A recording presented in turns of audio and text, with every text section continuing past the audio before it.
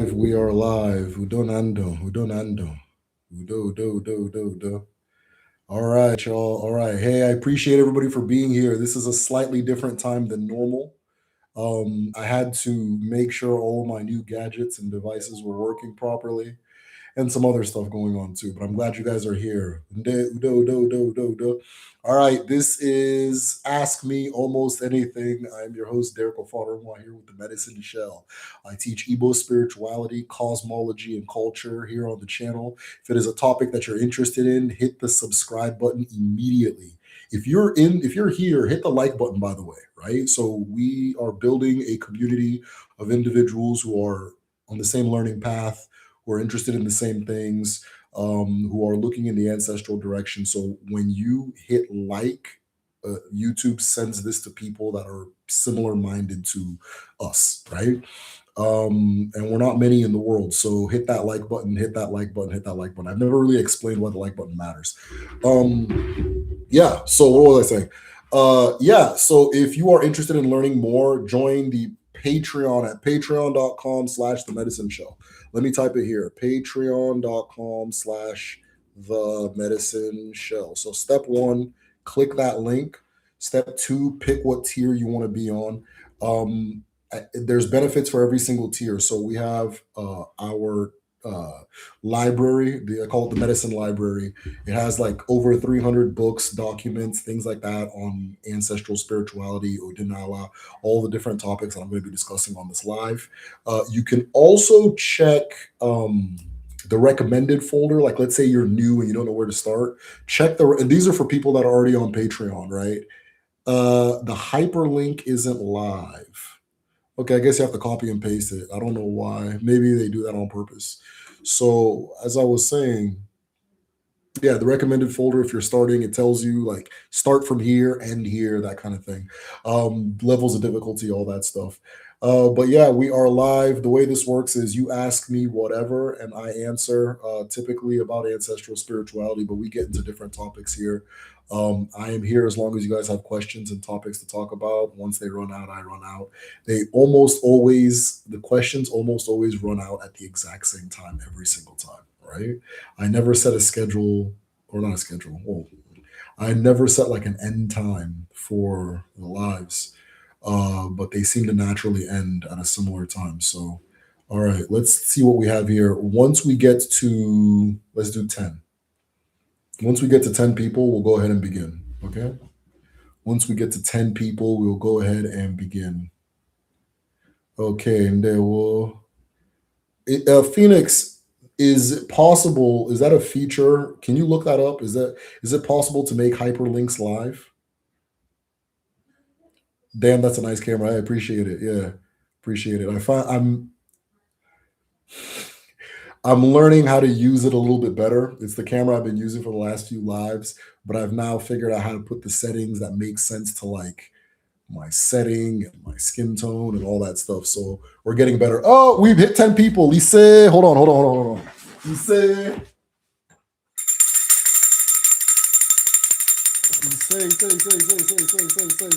Let me bring this over here a little bit more. All right. All right, we officially hit 10 people. Let us go ahead and begin. Oh, let me put my seat back. All right. Where are we at? Okay, so what I'm going to perform is Iwaji. If you are new to Odinala, which is Igbo spirituality or any ancestral African spiritual system, this is one of the first things you need to learn. This is one of the first things you need to learn. I have not encountered an African spiritual system that has a different style of prayer, that is a different style of addressing and greeting the ancestors, which is really what you're doing. Okay, so let me go ahead and begin. Somebody just rang the bell on me. Let me see the bells in the chat. Hey, let me see the bells in the chat. Let me see the bells in the chat. Why is the bell not on camera? Okay, there we go. Let me do this one. Uh-huh. All right, Kaibino. Ndewo. Becky, Ndewo, everybody. Yes, I think I sent it to you already. Oh, damn. Somebody said Flintstones. I caught you. All right, Ndewo, Kaibino. Okikeke. Why can't I? So I forgot that it's like the opposite side. It's the opposite side. So I need to move the camera a little bit this way more. Okay. That's for the future. Okay. Kaibido. Umuibem Oji Abiala. Now, Biko Yemebere. Sonson Yang were tiny bunke. Okay. So Kaibido. Umuibem Oji Abiala. Okike Keruwa. Alabuala. Ala nne mmadụ na nne mmụọ. Ala nne na-enye ndụ na-ekene nye nke ọma dị n'ụwa. Ala anyị siri bịa, ala anyị si elo. Ala na-egozi ụwa, na-akọzi nta, na-agọzi imo. Ụmụ gị abịala. Ọkwa ọjị ndị ichie, ọjị ndị Igbo ka anyị jikwere na-ekele ndị eke, ndị orie, ndị afọ na ndị nkwọ, ndị mbu na ndị egede, ndị mmadụ na ndị mmụọ. Ejikwere m ọjị n'aka na-ekele nna nna m. Nna Ejike, ejikwere m ọjị na-ekele gị. Nna Emena aha, eji m ọjị na-ekele gị. Nna Ukwebu, ejikwere m ọjị na-ekele gị. Nna Ụfọdụ nwa, eji m ọjị na-ekele gị. Nna Akaweze, eji m ọjị na-ekele gị. Ejikwere m ọjị na-ekele ndị mgbu na ndị egede, ndị mmadụ na ndị mmụọ. Eji m ọjị na-ekele ndị niile nọ n'ụwa ji ọfọ na-aga. Mana ọwụ ụfọ na ogu ka anyị ji na-aga. Ọwụ akụ na ụba ka anyị ji na-aga. Ọwụ akọ na uche ka anyị ji na-aga. Ọwụ ala na igwe ka anyị ji aga. Ọwụ ije Chineke, mmụọ Chineke, aka Chineke, ike Chineke ka anyị ji na-aga n'ụwa. Nke ọbụla Chineke dumere n'ụwa si na ọnwụ nke anyị bụ nke anyị ga-agọta n'ụwa, nke dị mma, nke na-enye ndụ, nke na-enye ike, nke na-etozi ụwa, nke na-agọzi ụwa, nke na-amụ nwa, nke na-edozi ala, nke na-edozi igwe. Ọwụ udo ka anyị ji na-aga n'ụwa. Werekwe ya na eke na orie na afọ na nkwọ ise.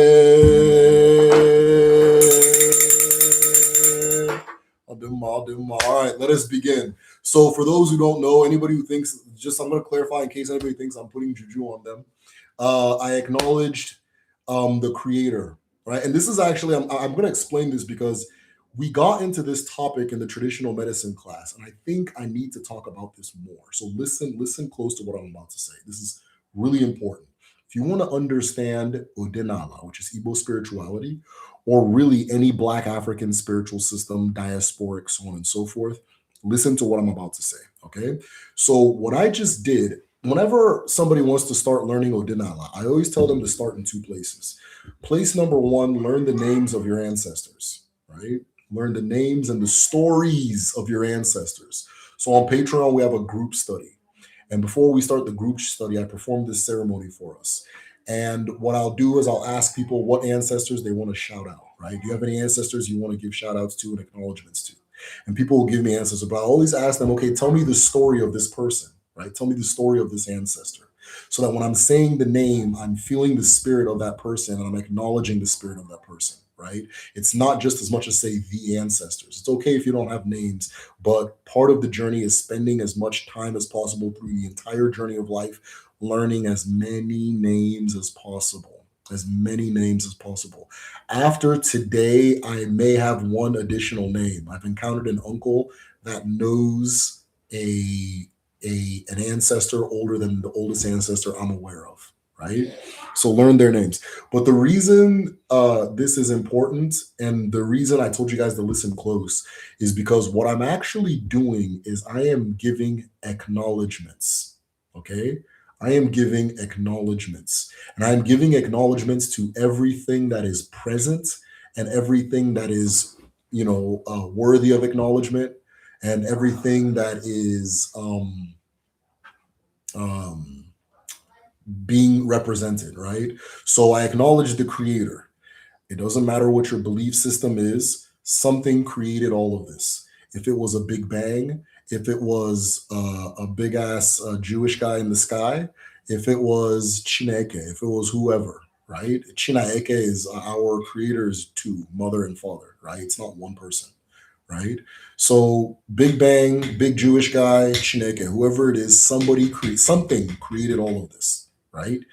In Odinala or in ancestral thought, we do not reserve acknowledgments for human beings. right? We do not reserve acknowledgement. Everything that's worthy of acknowledgement is acknowledged, right? So if you hand me a cup of water, I say thank you. It's customary. It's normal, right? If if I get water from a river, I also thank that river.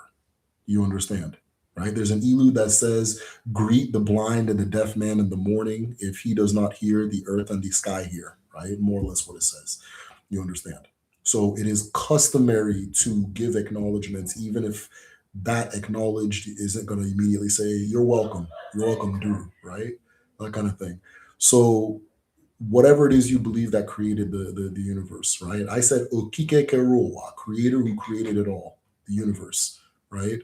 I acknowledge you. Anameke Legi. The Alabwala. I acknowledge the earth. Now, again, it doesn't matter what your belief system is. If you don't believe in the earth, I don't know what to tell you. If you don't believe in the earth, I don't know what to tell you. Now, because I get my life from the earth, I get my food from the earth, I get my sustenance from the earth, I get my shelter from the earth, I get my community from the earth, I get, and then all the gifts of the earth, I get relaxation, every single thing the earth has to give. Of course, the earth deserves acknowledgement, right? Because she gave me a lot of things. She offers a lot of things. She plays a huge role in my life. I am in communion with her. She's a part of my community.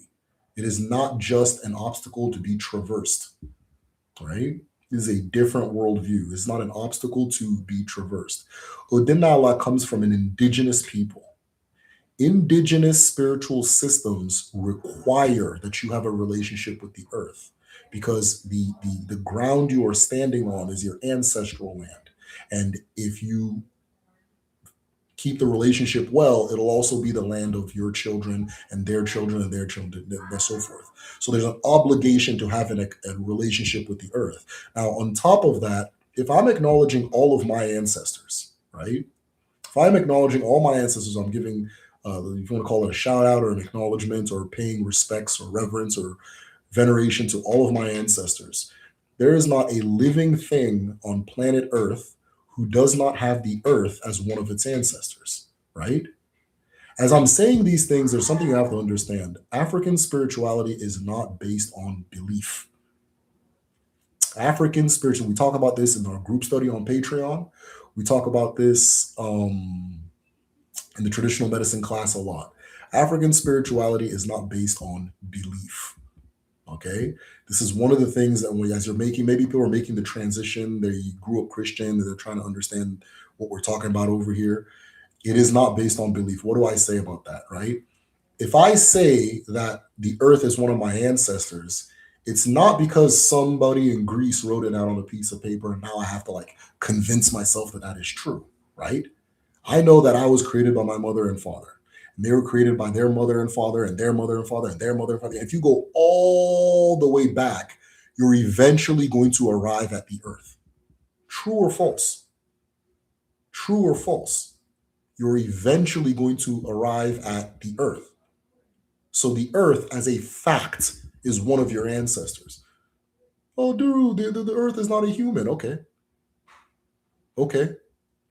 Maybe we're more than these labels. Maybe we're more than these labels. Maybe these labels shrink our perception and our understanding of what is what because they frame the way that we think. Maybe our ancestors didn't discuss these topics in English, right? Huh? No.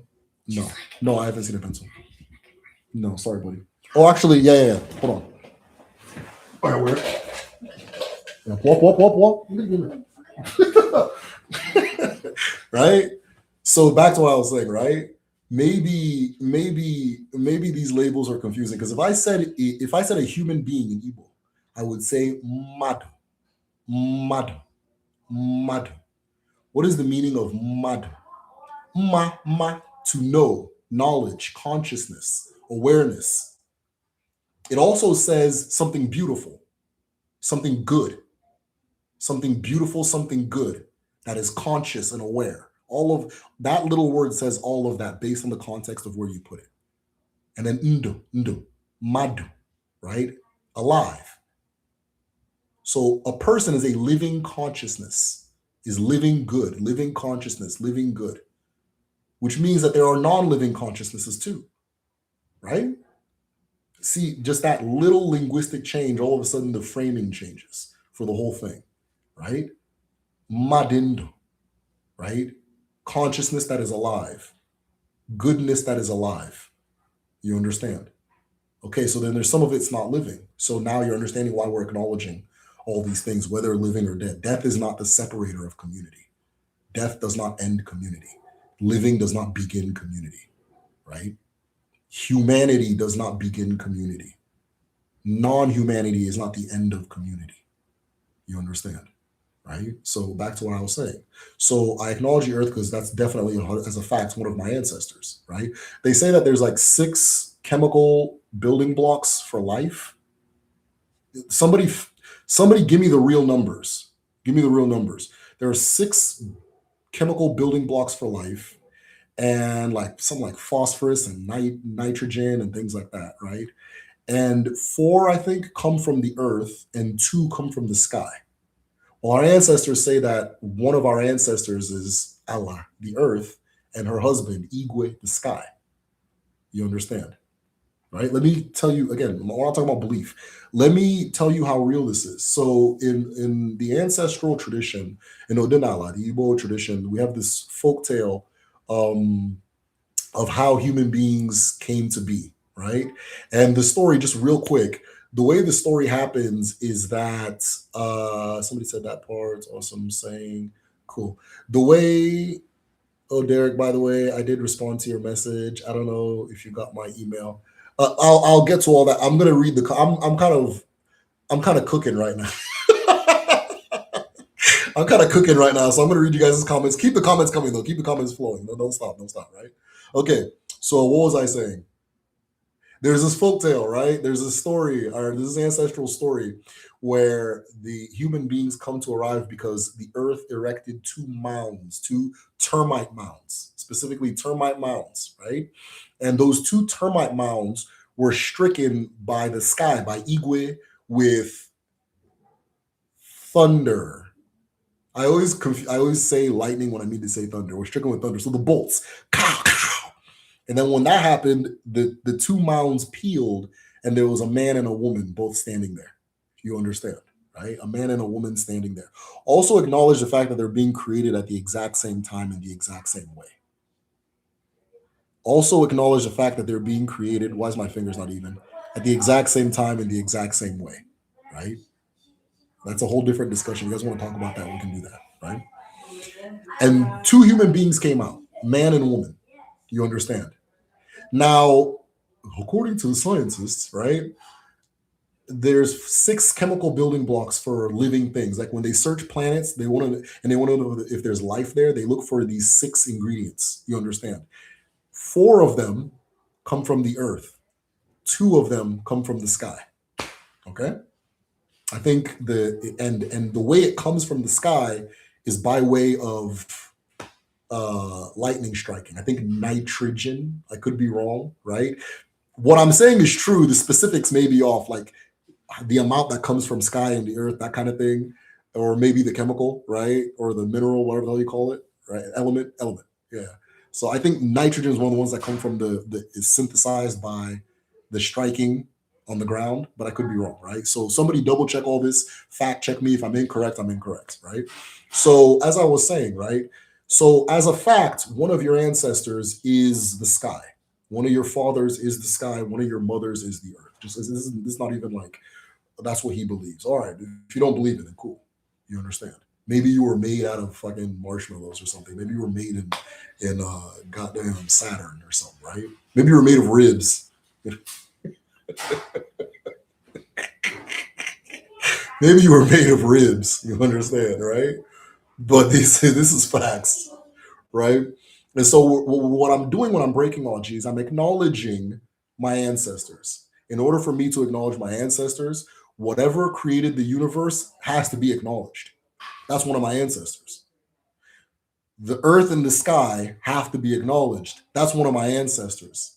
Some people will throw water in there. Water is one of my ancestors, right? Some people see her as like your cool aunt. Some people see her as your mother, right? It's by choice, but as a fact, if there is no water, you don't exist. So let's just leave that alone. It's not even we're not even talking about what we believe in or what we think.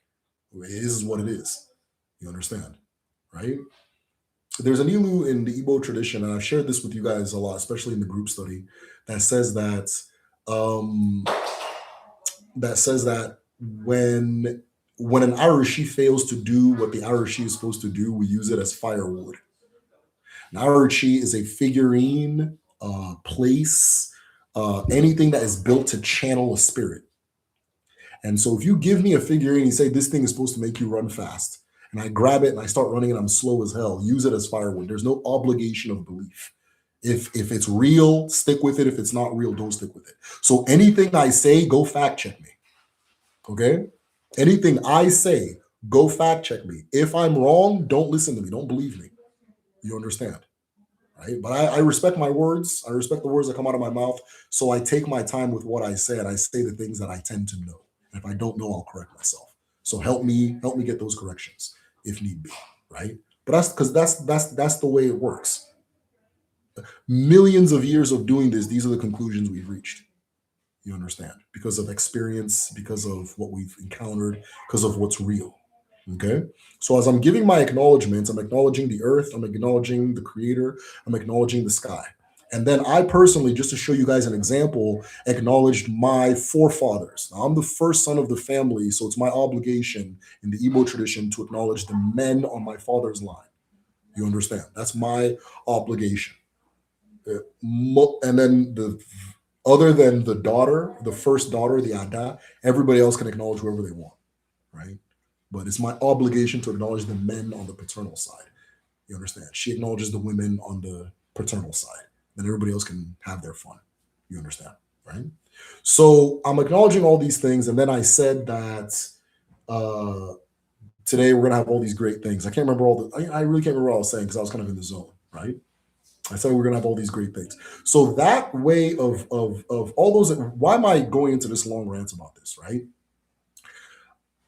Something I shared with the traditional medicine class today, and I think the week before, depending on what class, whether Algon 1 or Algon 2.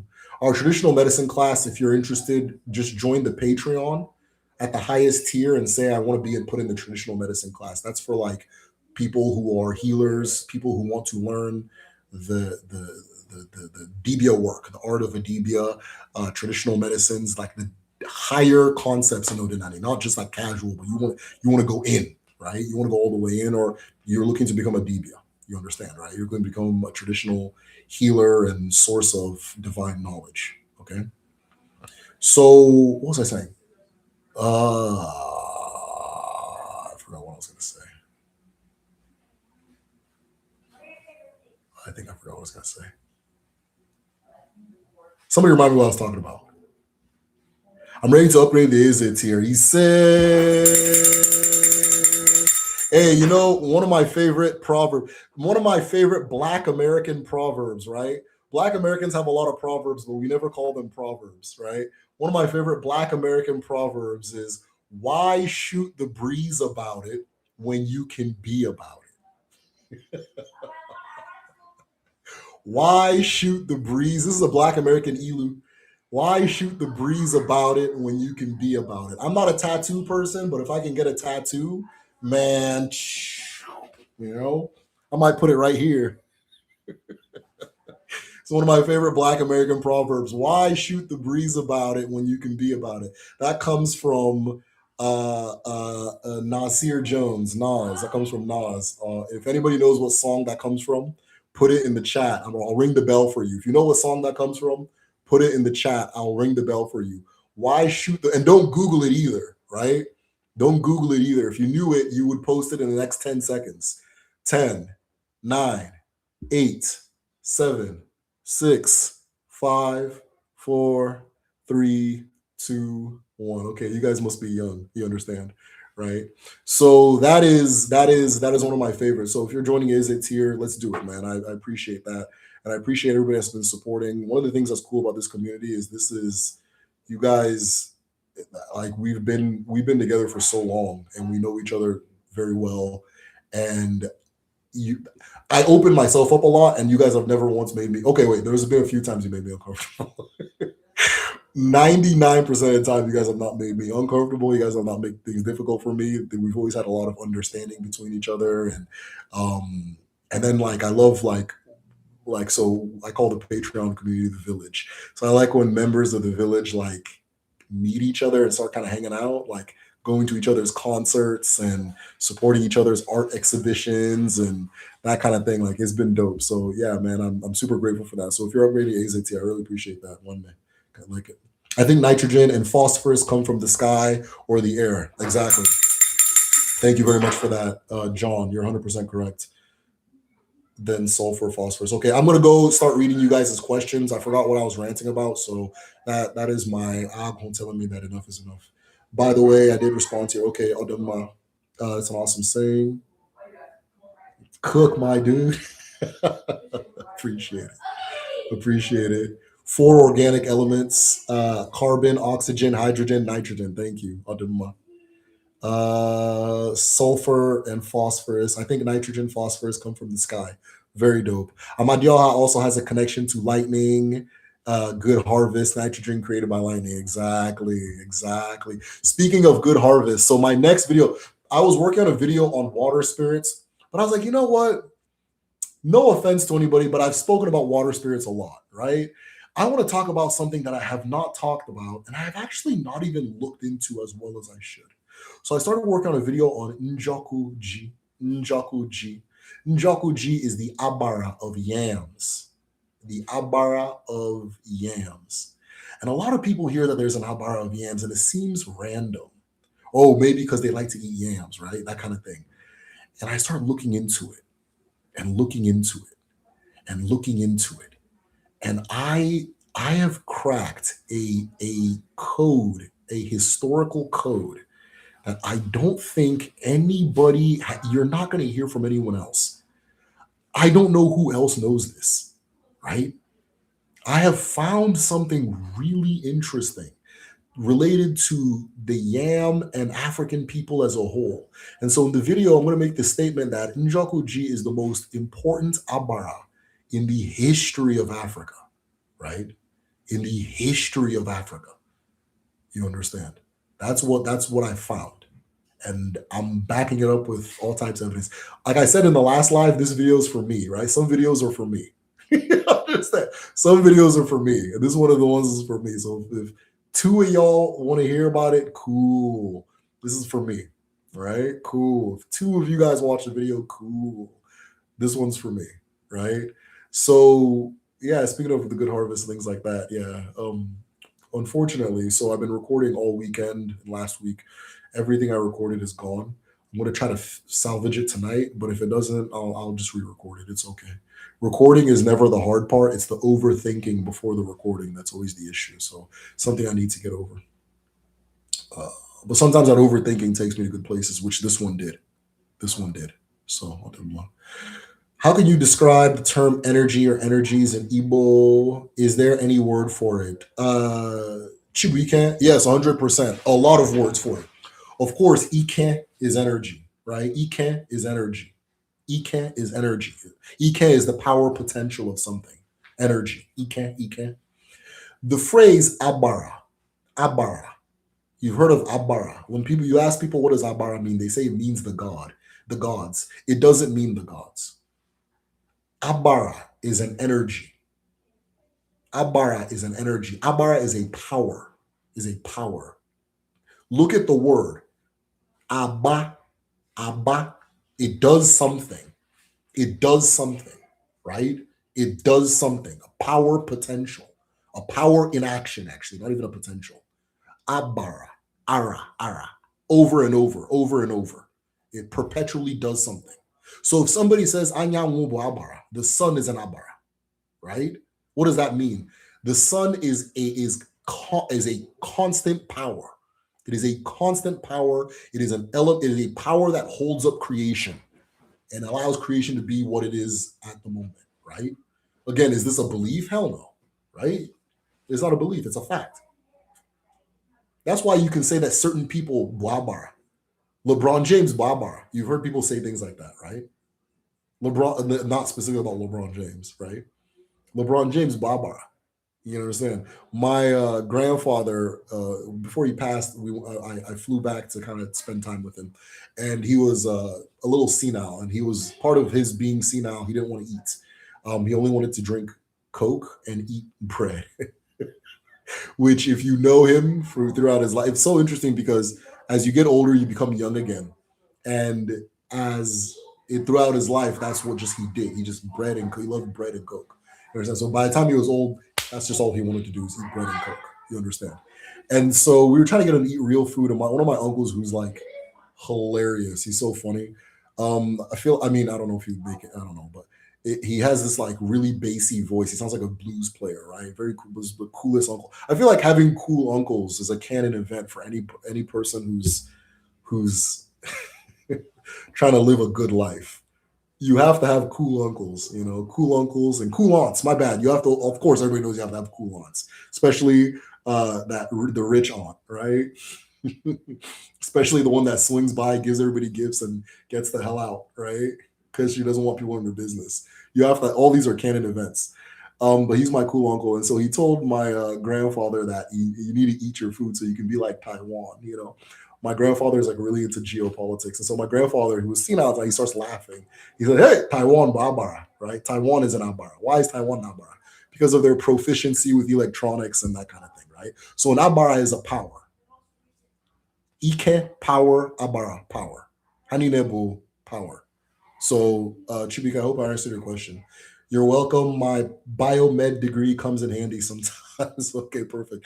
So, John, are you saying it's 4 elements that create human beings, or is it 6? Is it 4 or 6? I'm trying to figure it out. You said 4 initially. Let me go back to your original post. John says that there's 4 elements that create life, or 6. We're all made of stardust. Ise, ise, right? So when we say ekekeroa, ekekeroa, ekekeroa is the universe. Ekekeroa is stardust. Ekekeroa is the cosmos. Ekekeroa is all of it. Ekekeroa literally means creation, which created creation. So let's say you're not a quote unquote spiritual person. Who created the universe? The universe created itself. The factors of time and space create a universe. That's ekekeroa. That's creation, which created creation, right? And that's fine. So when you say we're all stardust, if I say ekekeroa, right? If you see like a modern Odinani artist depict ekekeroa, they're always going to depict a lot of stars, a lot of blackness, a lot of darkness, things like that. Sometimes veils, stuff like that, right? The original mother, the universe. So when you say we're all made of stardust, yeah, our ancestors say the same thing. And when you want to give acknowledgement to that stardust, you say Eke Keroa. Let me type it in the chat so you guys can get it. Eke Keroa. Okay.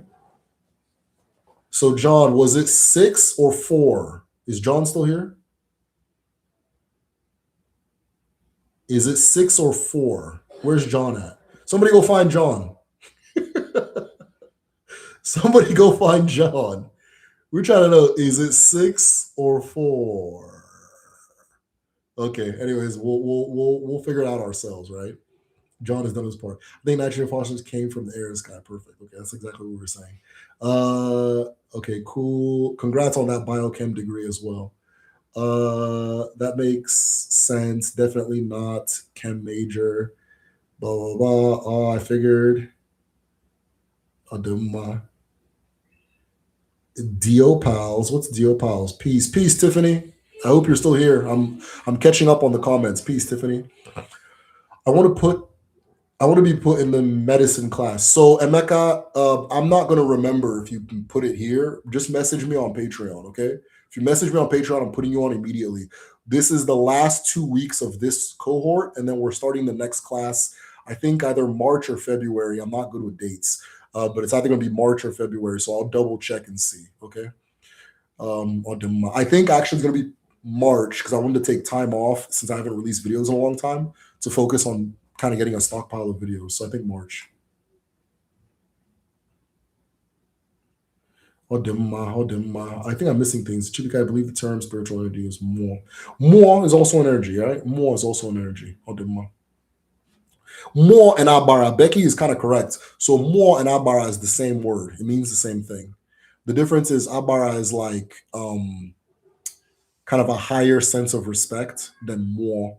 Not that we don't respect more, but Abara is like and Abara is what's holding up creation. So water is an Abara. You understand? I can't live without water. There's certain more that I can live with or without. You understand? But I can't live without water, and water makes creation what it is. So water is an Abara, right? Earth, Abara. Sky, Abara. Sun, these elements of nature, those are Abara. It's the same thing as more. It's the same thing as more, but Abara is more speaking to the fact that they are powers. More is more speaking to the fact that they're spirits. Okay? You were talking about being the eldest male. Okay, cool. You were talking about being the eldest male, and yes. So in Omenala is culture, right? Omenala is a reaction to Odinala, right? Omenala says, as it is done on the land. Omenala says, as it's done on the land. Odinala says, wait, what can I think? Odinala says, as it is on the land. You understand? As it is on the land, as it's done on the land. Because it is like this on the land, we do like so on the land. This is why African spirituality has this versatility where if you take African people and drop them in Cuba and South Carolina and Brazil, the system reemerges because fundamentally we're acknowledging the land, and based on the acknowledgments of the land, we are then responding in kind so that we're in alignment with the land, with the mother, right? It's the same thing it's the same thing. And you'll get these variations. Oh, over here they focus more on Idemili. Well, that's because they're next to the Idemili River. And Idemili provides them with their water and their sustenance and life. So of course they're going to acknowledge her more. Over here they say Njaba because they're near the Njaba River. Over here I mean, I don't know if they in Hoodoo they say like the Mississippi and all these different rivers in America, right? But if you were following the tradition, like in that sense, you would do that, right? You would do that. Odemma. But I think Hoodoo is similar to Odinani, where the emphasis is not so much on like Abara or deities. In Odinani, there's not the Abara are not that strongly focused on. We acknowledge them as members of the communities we find ourselves in, but I tend like for example like when I look at Ifa, I think there's more of an emphasis on the Orisha, which are the Abara in their tradition, right? There seems to be more of an emphasis. Could be a modern thing too. I'm not sure, but the like in the Igbo tradition, usually if you're going to an Abara, it's like a community issue, right? There's a community scale trial. There's a community scale problem. An individual, or like sometimes like you it's not a law. You can go. Individuals can go if they want, but usually individuals defer back to their chi, their own chi. So Emeka, message me to be in the medicine class, and I'll get you in. I think we're gonna start the next. I think March, but I may make it February. I'm still deciding. So, but I'll keep everybody posted on the dates on that. I just know we're finishing the one we're in now. We're in the last 2 weeks. We're in the last 2 weeks. You were talking about being the eldest male child, honoring the paternal line. Yeah. So in the Omen, that's where I was going. In Omenala, in Igbo tradition, I am the Opbara, the D Opbara, which means the first son, right, in my own family. So as the first son in my own family, I'm like I'll eventually become like the family's, I don't know, let's call it prayer leader.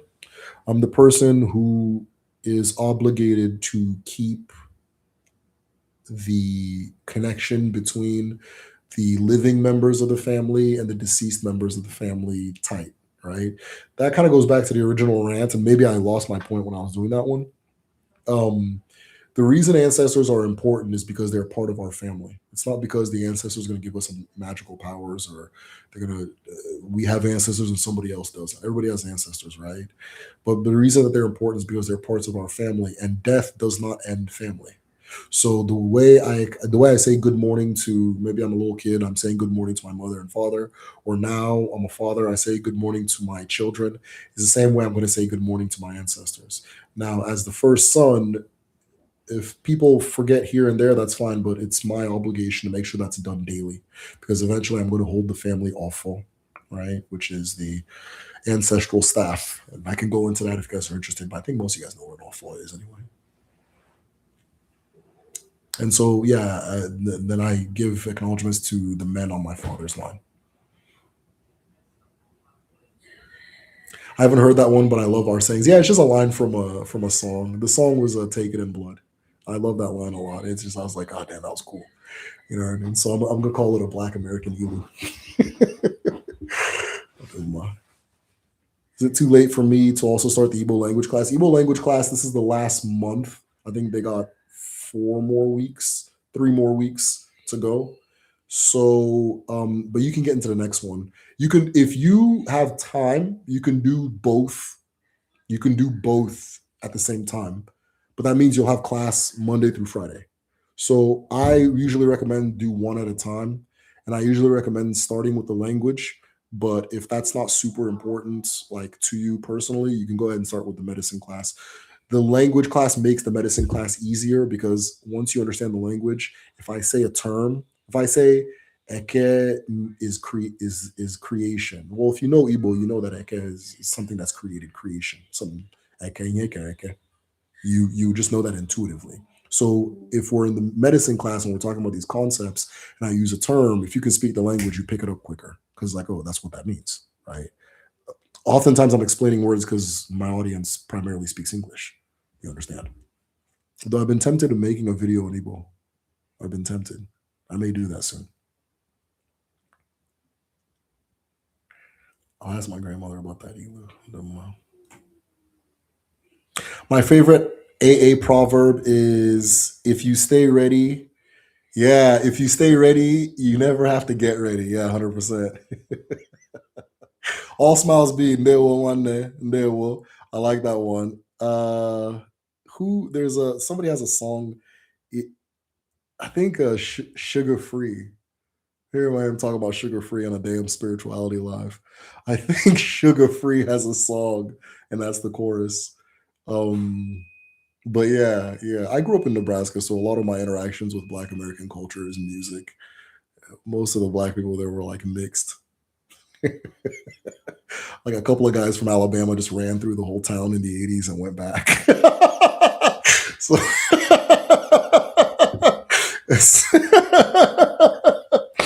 I'm being dead serious. And so there's like, I mean, there's a black community, there's a big black community there, but there's these huge families, right? There's these three last names that have a lot of members. And it's because somebody just ran through and went back home, right? But yeah. So a lot of my interactions from music. If you stay ready, something like that. You ain't got to get ready or something like that. Somebody says, wait, I think I'm missing questions. Y'all got to ask these questions so I can stay on here, you guys. Okay, give me some of your favorite Black American proverbs, African American proverbs. Give me some of your favorite Black American proverbs, some of your favorite sayings, quotes, ilu, ancestral proverbs. Because a lot of these things are coming from ancestors, right? It's not just somebody sitting there making this stuff up. They heard it from somebody who heard it from somebody who heard it from somebody. And it's a collective knowledge. So let's hear some of your favorite Black American ilu. Let's also throw some Caribbean ones in there too, right? If you got some Caribbean ones, throw them in there too. How important are proverbs to our ancestors? Hey,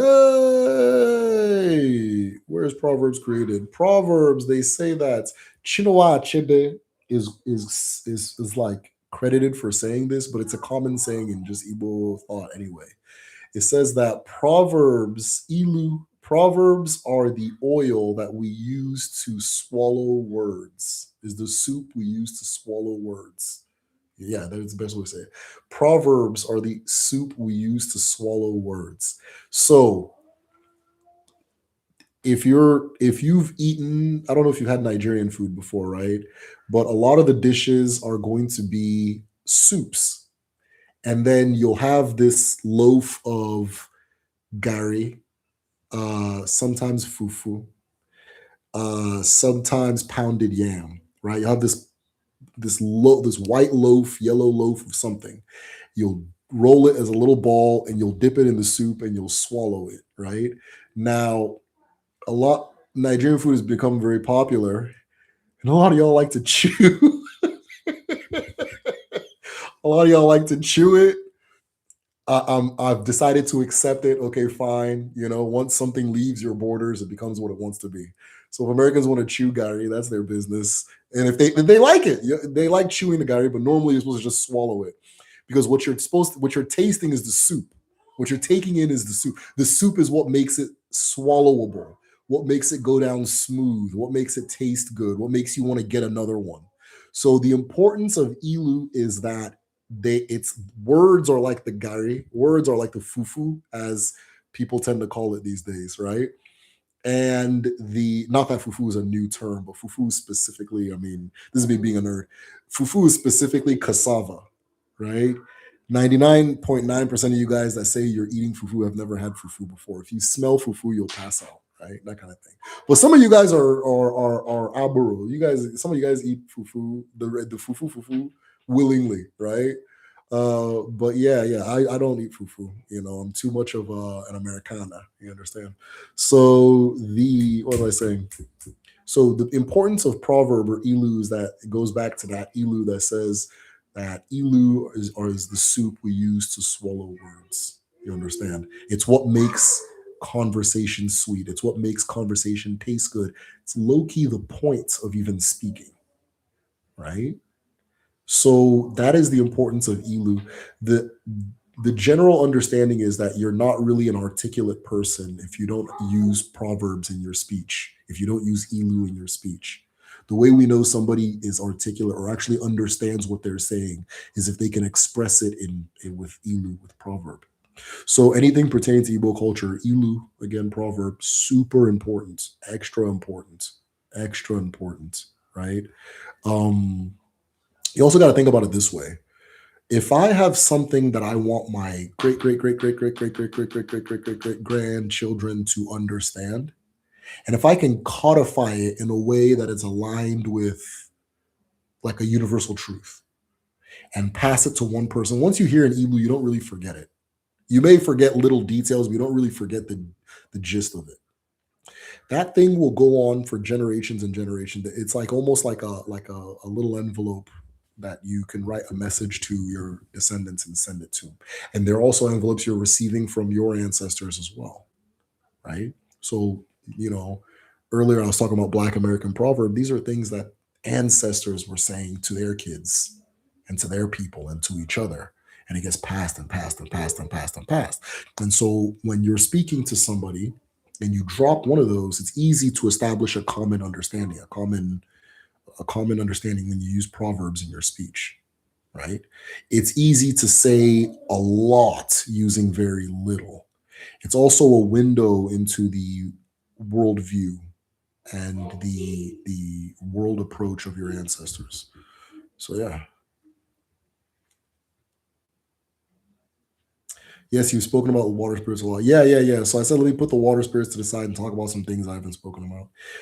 What's the difference between Ndimbu and Ndiegede? Which ones came first? Oh, this is a dope question, John. So Ndimbu came first. So oftentimes when Odinani people are acknowledging their ancestors, you'll hear them use the phrase Ndimbu na Ndiegede, which means Ndimbu and Ndiegede. I have a hard time translating Ndiegede. I have a hard time translating India like what it literally means. I know what it means in context, but there's something about it that's like listening, ege, like steady listening. So but I can tell you what it means in the context. Ndimbu were the first ancestors. Ndimbu were the first ancestors.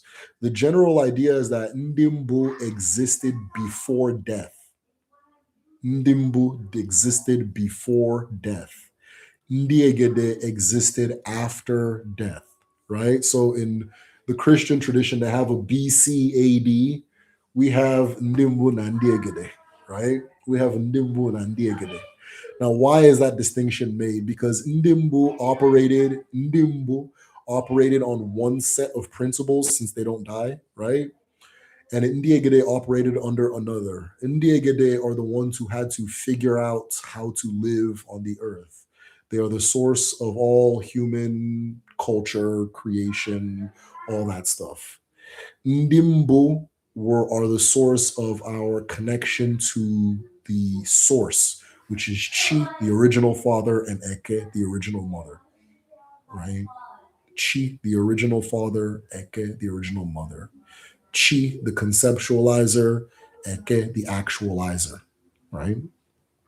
And so that's the difference between Ndimbu and Ndiegede, right? So we also use Ndiegede to speak about like great ancestors, like way up there. So we technically somebody in this lifetime can pass and become Ndiegede just because of who they were in their life and that kind of thing, right? Just because of who they were in their life and that kind of thing. I'm thinking I need to put the plants on this side. What am I doing? On this side. I think I need to put the plants on this side. Let's see.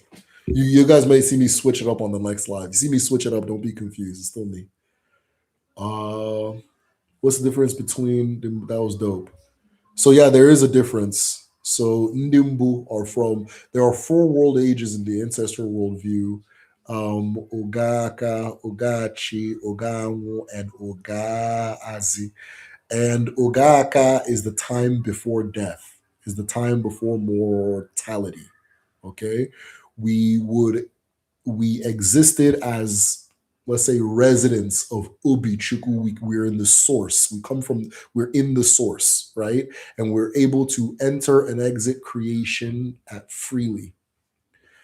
After we enter creation, right? We enter creation, the door gets kind of closed. And so there's a little period of time where we're in creation, but we still have the attributes of our source. And then those attributes slowly stop being a thing. So,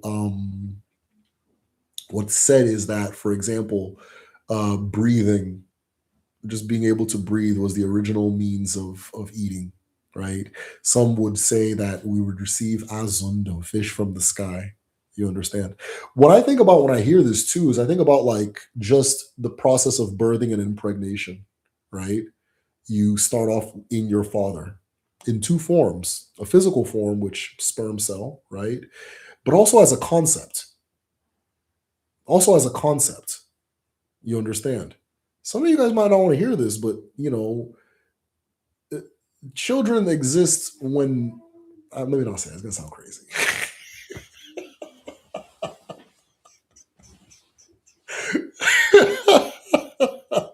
Let me not say that. It's gonna sound crazy. I was gonna say, hey, hit the like button, y'all. Hit that like button. Hit that like button. Hit that like button. Hit that like button. Hit that like button. Let me not say too much. It's gonna sound crazy as hell, right?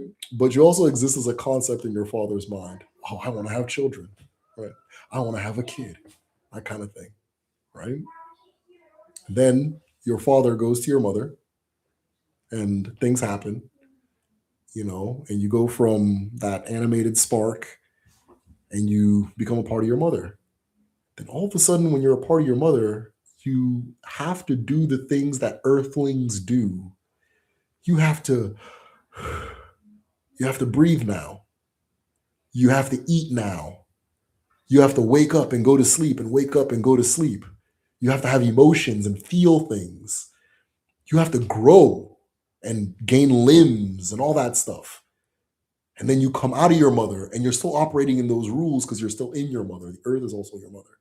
You understand? You're still operating with those rules. So you start in one form, you end up in another form. When I hear that story, I think about that. You understand? I think about that, right? To go from a concept, which is paired with a sperm cell, into a tangible being that now has to operate in the with Iwu Iwu Iwu Allah Iwu Allah Iwu. If you hear the story of the Igbo reincarnation cycle, you'll see what I'm saying. You'll see it too. So if you guys want to hear that, let me know. Let me read some questions before I keep rambling. Okay, so John is back. He said, okay, this is a long time ago. John says there are 6 elements. There are 6 elements. Okay, I appreciate that. It's just 4 of them are emphasized more when talking about organic materials. Thank you very much for that. And I want to say maybe the 4 that are okay. It was unmutable. So Becky says, question: are hoodoo practices compatible with Odinala? Yeah, 100%, 100%, 100%, 100%. You understand? I was taught this by hoodoos. I didn't know this going in. I was taught this by hoodoos. I thought hoodoo and voodoo were probably just kind of the same thing said differently, right? And I understood that hoodoo was American and there's a little bit more infusion of the Christian element, and there's a little bit more focus on like the ogham, the medicine side of things, right? But a lot of hoodoos will watch my video. Let me not do this. There's one that really put me on years ago. Hesta, and the reason is I'm not forgetting out of disrespect. I'm forgetting because I don't think we've spoken in like 4 years, right? She put me on a long time ago. Hey, this sounds like this as far as hoodoo goes. She teaches hoodoo and that kind of thing. Hestia. If you're on Patreon or if you have my email address and you're interested in getting her contacts, message me and I'll send it to you. At the time she was teaching hoodoo, I think she still teaches hoodoo. She's a great person to go to as far as that goes, right? And there's been kind of a resurgence of interest in hoodoo and stuff like that. My prior knowledge of hoodoo was like its relationship with blues music, the focus on the medicine, the alcohol side. But Odinani is the same way too. There's more of a focus on like the alcohol and that aspect than like the abara and things like that, right? Abara is still important, but that kind of thing. There's also, I think hoodoo has this focus on nature. All African and diasporic spiritualities, we're generally saying the same thing. It's just what we focus on different things, or we emphasize different things a little bit more than others, right? We emphasize different things a little bit more than others, usually as a response to our histories, as our response to our own individual tastes, as a response to our societies. So, for example, in Igbo society, there's a huge emphasis on success. There's a big, big emphasis on personal success, right? Which is the same as family success, community success. But there's a big emphasis on that. And because of that, the elements of the spirituality that are focused on success tend to be a little bit more emphasized in the Igbo tradition. There's big focus on your chi, on ikenga, on all those different things, right? Because all those things pertain to walking your life path well, walking your specific life path well. There's more of a focus on your life path, your individual life. There's more of a focus on that. And then there's also more of a focus on nature. There's more of a focus on nature. If you've been to Igbo land, it'll make sense. You're like, oh, okay, duh. Right.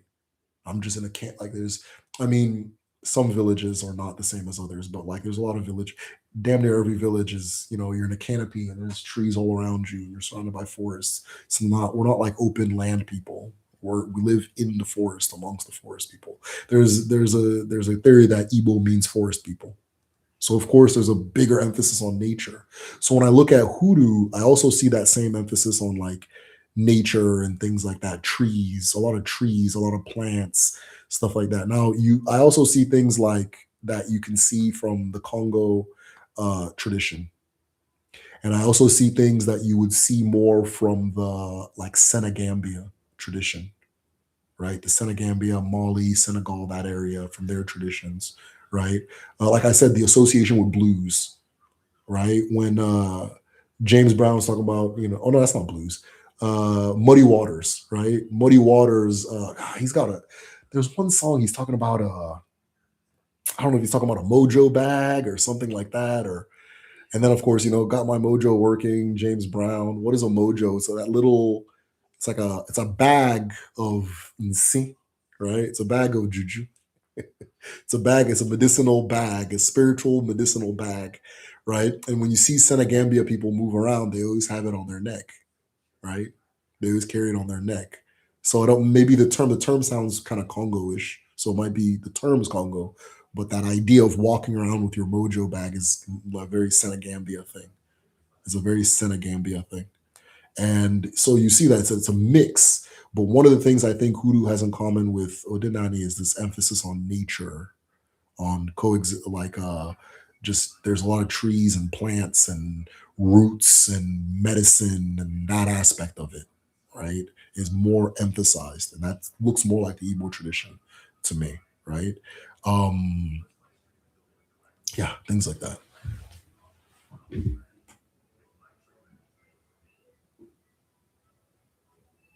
Hoodoo, from what I understand, is heavily ancestral based. Yeah, 100%. And then, of course, there are adaptations to the land. There are things that are original to Hoodoo itself, things like that, right? But if you're familiar with one tradition, you can see it mirrored in it somewhere else. You can see elements of it somewhere else, right?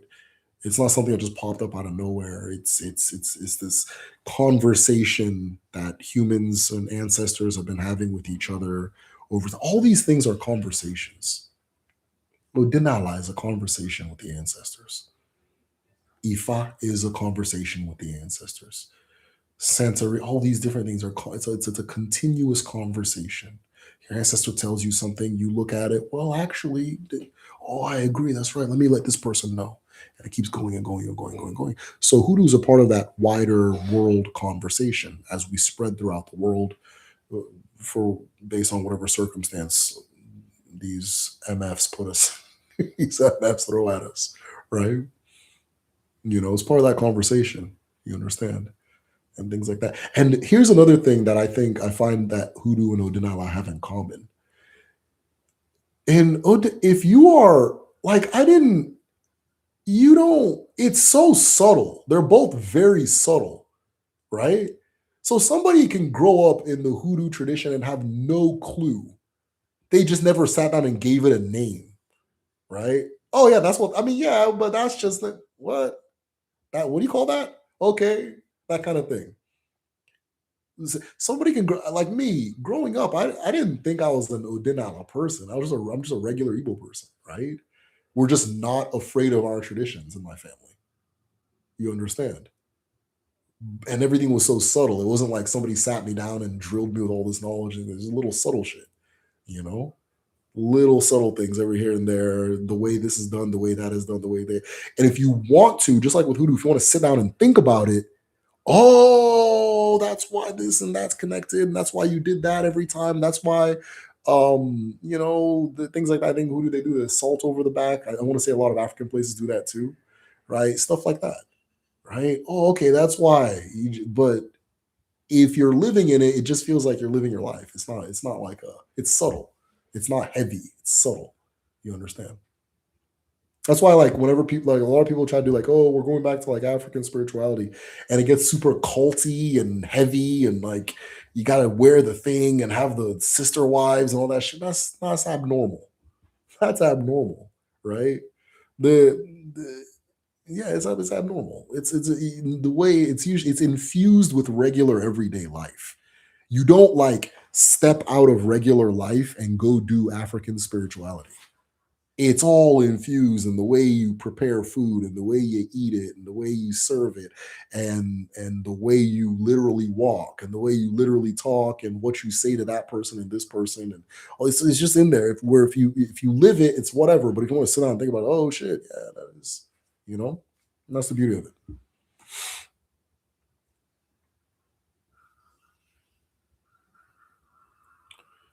Whoa. Okay, I feel like I missed a lot of questions. I've been kind of just feeling comfortable now that I have a high resolution ass camera. Um, he did He did. Our ancestors view language and uh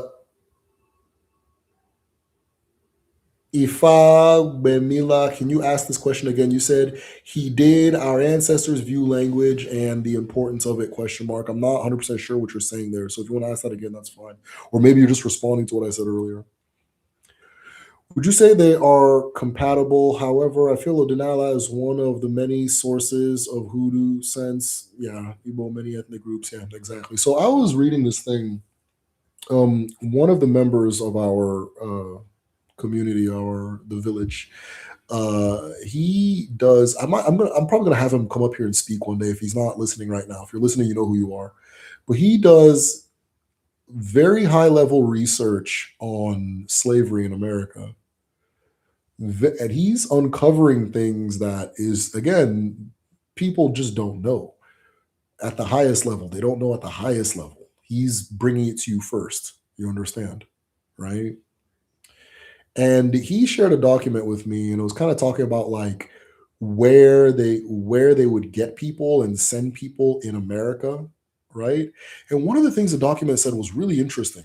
So it said that the American planters and all that stuff, they focused on Igbo people and Senegambia people.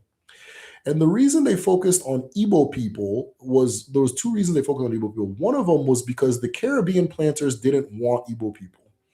They were notorious for rebelling or self unaliving, right? They were notorious for that.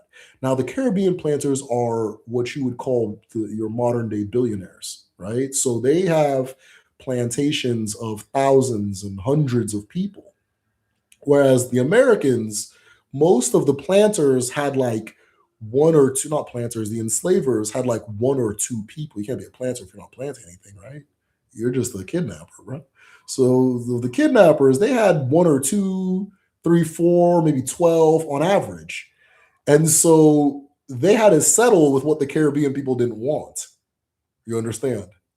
And because of that pattern of having to take what the other didn't want, there was a lot more headbutting on the American plantations that gets suppressed by history. And this is actually the core of his research, right? I'll have him come up and talk about this because this is dope. But he was saying that, like, after slavery, the enslavers were afraid of the enslaved people.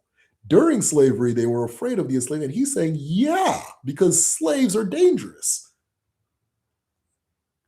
And the phrase is so simple, but it's very revolutionary. At least, like, it's like a paradigm shift for anybody, because you don't hear that.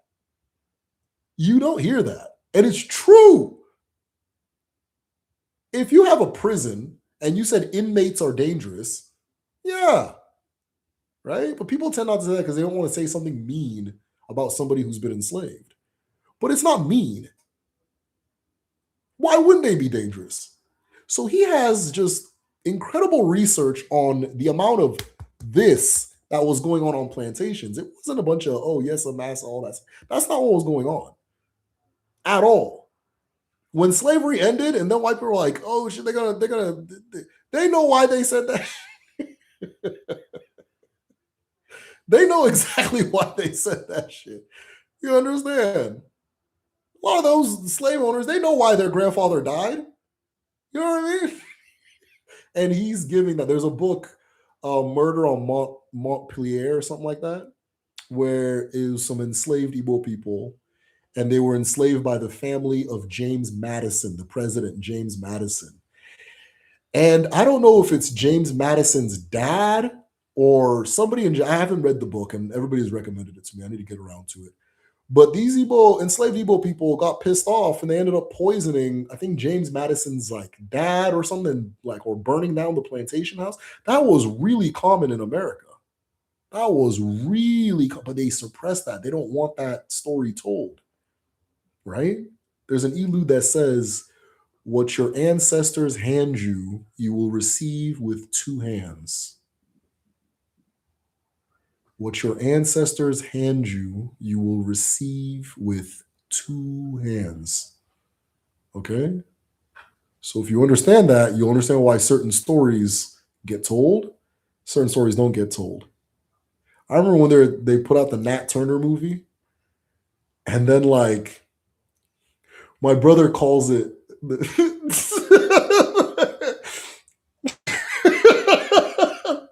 guys aren't going to understand the joke, or you're not going to see it as funny as I do. But there's a Dick Gregory interview where he says that they shot somebody with a laser, right? Hey, they say, hit that nigga with a laser, right? And I mean, my brother were talking about, I'm like, bro, they got lasers. Like, hey, but why wouldn't they shoot somebody with a laser? Like, why wouldn't they have lasers? Recently, they've admitted, yes, we have lasers, right? Uh-oh, I don't have my battery charging. Okay, hold on, guys. So my brother just calls everything a laser, right? He said they hit him. He got hit with the I can't say the word. They hit the audience, the potential audience for the Nat Turner movie. They hit it with the R word, the laser, right? So everybody's like, oh, like once the movie was coming out, oh, but the director in college, he did this to this, he did this in college, he did this in college. It may be true. It may be true. Lasers are effective when they're based on truth, right? I think Dr. Umar calls it the coon chip, right? And then they put out a Tyler Perry movie at the same time, the Boo 2 a Medea Halloween. At the same time, they were just like, yo, don't watch this shit. You know? It's made by the worst person ever. And Tyler Perry's better. And everybody said yes, yes, yes. And that movie was very suppressed, right? What your ancestors hand you, you will receive with two hands. Hand the child, they receive with two hands, right? Guys, I gotta go get my charger. I'll be right back. I actually think it's right here. I don't know why that wasn't charging. That's so weird.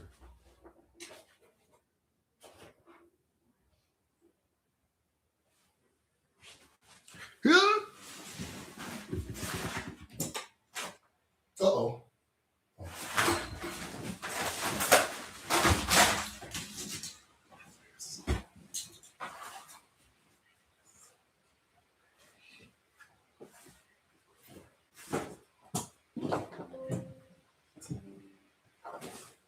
I'll be right back, y'all.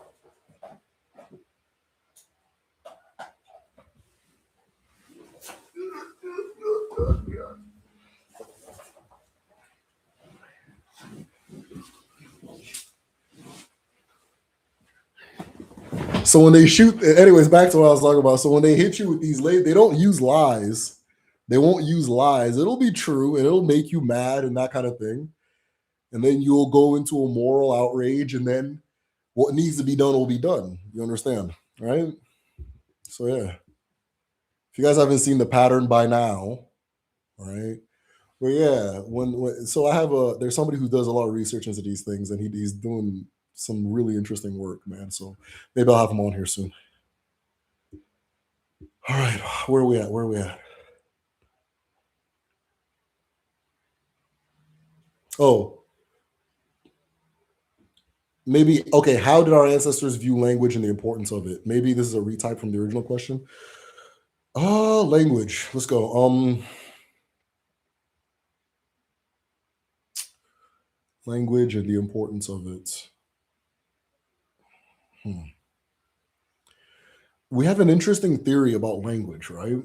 So the big idea is that remember I said earlier that there was a time that we had this connection to our creator and our source, and we were one and the same with the creator and the source. And then over time that fades. Over time it fades away. The door gets shut, just gradually over time until we don't have that. If you listen to a lot of our ancestral stories, you'll see that there's an era or a time that people could communicate with every element of nature the same way we're communicating with each other. We just discussed this in our traditional medicine class, actually, right? We actually discussed how to communicate with elements of nature, how to communicate with like animals, elements of nature, spirits. It's kind of the same sequence, right? This is in Augron 2, level 2 of the class. Advanced stuff, right? Normally it's taught by a DBA, but our DBA wanted a break. And so we took a break. And so I'm teaching it this time, which we know the same stuff, you know. What was I going to say? What was I going to say? What was I going to say? Language, yeah. So the big idea is that we've lost over time, we've lost our capacity to hear the language of creation, right? But one of the things that's close to it is Afa, the Afa language. Another thing that's closer, even closer than Afa, is music, tones, things like that, right? So we have an interesting way of viewing music. It's hyper important. It tells us who we are. The Afa language is its own language, but it's like it's the language that Igbo comes from. It's like the father of Igbo, the mother of Igbo, however you want to visualize it, right? It's the language that Igbo, according to our people. And a lot of the words in the Afa is spoken by like is the divination language used to do divination, and everybody from like Gambia into like I think almost I think Congo is the furthest south I know, use the same general kind of Afa language. And a lot of those words are like you can see the Igbo in those words, like Obi. Obi is an Igbo aura. There's a bunch of them, Obara, all of they are part of the Afa language. But then there are some that I can't identify. Atulupa, I don't know what that is. You know, it could be something in Igbo, but I don't know it. Right. I actually put Afa in Chat GPT, and it says that it's closest to Igbo and Urobo. Urobo is a language in southern Nigeria. So shout out to Urobo people. But I don't know, ChatGPT may be wrong. I don't know if it's AA specifically, but my mom always told me don't let them see you sweat when dealing with adversity. Yeah, yeah, yeah. I think that one's AA. Don't let them see you sweat. Yeah, 100%. I would say that they're compatible. However, Odinala is one of the many sources of hoodoo, since Igbo is one of the many ethnic groups that arrived enslaved. Yeah, so American planters disproportionately had enslaved Igbo people under their captivity, disproportionately. And then there was also places where they were preferred because of the skills that they had. So these people knew who they were sending where, right? And if you know the story in Igbo land, they used to poach villages that had ironsmithing, like that were known for ironsmithing. They used to poach them. And then they also, the focus on Igbo, enslaved Igbo people is later. So the first waves are coming from Congo and Senegambia, and then they expand more into like the what they call the slave coast, so the Akan Yoruba area, and then towards the end of slavery, the latter days of they hyper focus on Igbo land, hyper focus, hyper focus on Igbo land, right? Now, part of that is because the British were primarily responsible for that wing of the slave trade. The Portuguese didn't really deal with Igbo people that much. In Nigeria, the Portuguese dealt with the Benin people and Yoruba people. They didn't deal with Igbo people that much. And like Calabar, like this coastal people. But by the time the British come along, then the rise of Arachuku and they start focusing on Igbo people. But a lot of it was because of the ironsmithing, right? There's more ironsmiths per capita in Igbo society. And if you look at where they sent enslaved Igbo people, it would be like Virginia, Maryland, these places that are very close to the north. Why? Because they need a lot of iron parts made for the factories in the north. You understand? They need to build the factories in the north, and they got to get as close to the factory as possible without crossing into non-slave territory. That's why if you look at the Black Baptist Church in America, or the AME Church, they have a little anvil on their logo. They have a little anvil on their logo. Why do they have an anvil on the logo? This was told to me by another member of our the village of our Patreon community. He's also a researcher. He actually went back home to Nigeria and got a full. He's receiving his Dibia initiation to become a Dibia. He's been adopted by a community back home, all of that. I think I don't know. Anyways, I'm not gonna put his business out there, but he's thriving right now, right? And so what he was telling me, because he researches these things too, he's Black American, and he was telling me that the eight that anvil at the bottom of the church, the reason is because when the enslaved people used to gather and pray, it was the smiths, the ironsmiths lodge that they would go to, or their shack, or their dwelling that they would go to. And the ironsmith had a little bit more authority than everybody else because they're like a very skilled laborer. If you lose one, you lose a lot of money, you lose a lot of whatever, right? So they had a lot, like there was a certain level of like autonomy they had that other enslaved people didn't have. That's another story that doesn't get told about slavery, is that all of the skilled labor happening in damn near America, but really the South, is coming from these people. What they'll tell you is that, oh, it was all cotton, it was all cotton, it was all cotton. I don't know. I don't think you need 10 million people to pick cotton. I don't think you need to check people's height for cotton and their muscle mass and their teeth. for cotton and what scarifications they have on their face. Oh, this person comes from this part of the Africa and that part of you don't, you don't need that, right? So there's a lot more going on, and they knew that people with certain marks were from certain places. Certain places had certain skills. Okay, these people are really good with medicine, so check this out. I'm about to have 15 patents out of nowhere. Out of nowhere, look at there's like a positive correlation between medical patents and the amount of slavery going on in America, right? And if you go to some of those medical patents, it's like it's stuff that we do at home naturally, normally. You understand, right? One of the ones that blew my mind was Pepto Bismol. I didn't know that Pepto Bismol was just Nzu. Nzu. Pepto Bismol originally was just Nzu, but they make a synthetic. They make a fake Nzu. It's cheaper, right? And they use that for Pepto Bismol. But originally, they was just Nzu, and they made it pink. They dyed it pink for the commercial appeal. Things like that, you know. Anti-malarial medicine, right? Vaccinations, inoculations, various surgical methods. Yeah, they know where they got that shit from.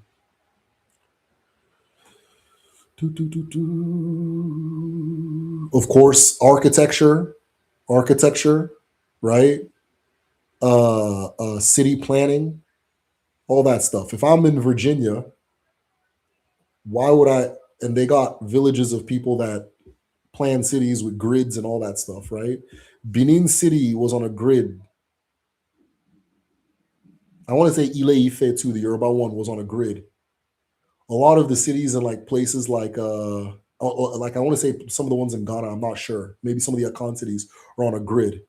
Then all of a sudden you have this country, America, that has this innovation of grid, blah blah. Even though we know that there were grid cities before them, right? There were grid cities before that. I don't know any Igbo grid cities. Funny enough, now there's more grid Igbo cities than like other places, but I don't think originally that was our pattern, which is fine, right? But things like that, they come from somewhere. Streetlights. Benin City had streetlights before a lot of Europe. You understand? I think Ile Ife had streetlights before. I think it was common. I think it was a normal thing in Africa. All these things, they're all coming from somewhere. Somebody's making these things happen. Air conditioning, things like that.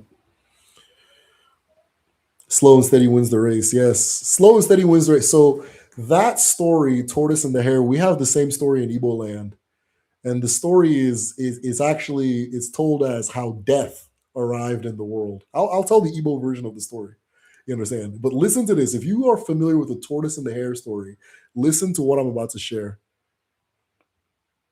Oh, why my thing is red? Okay.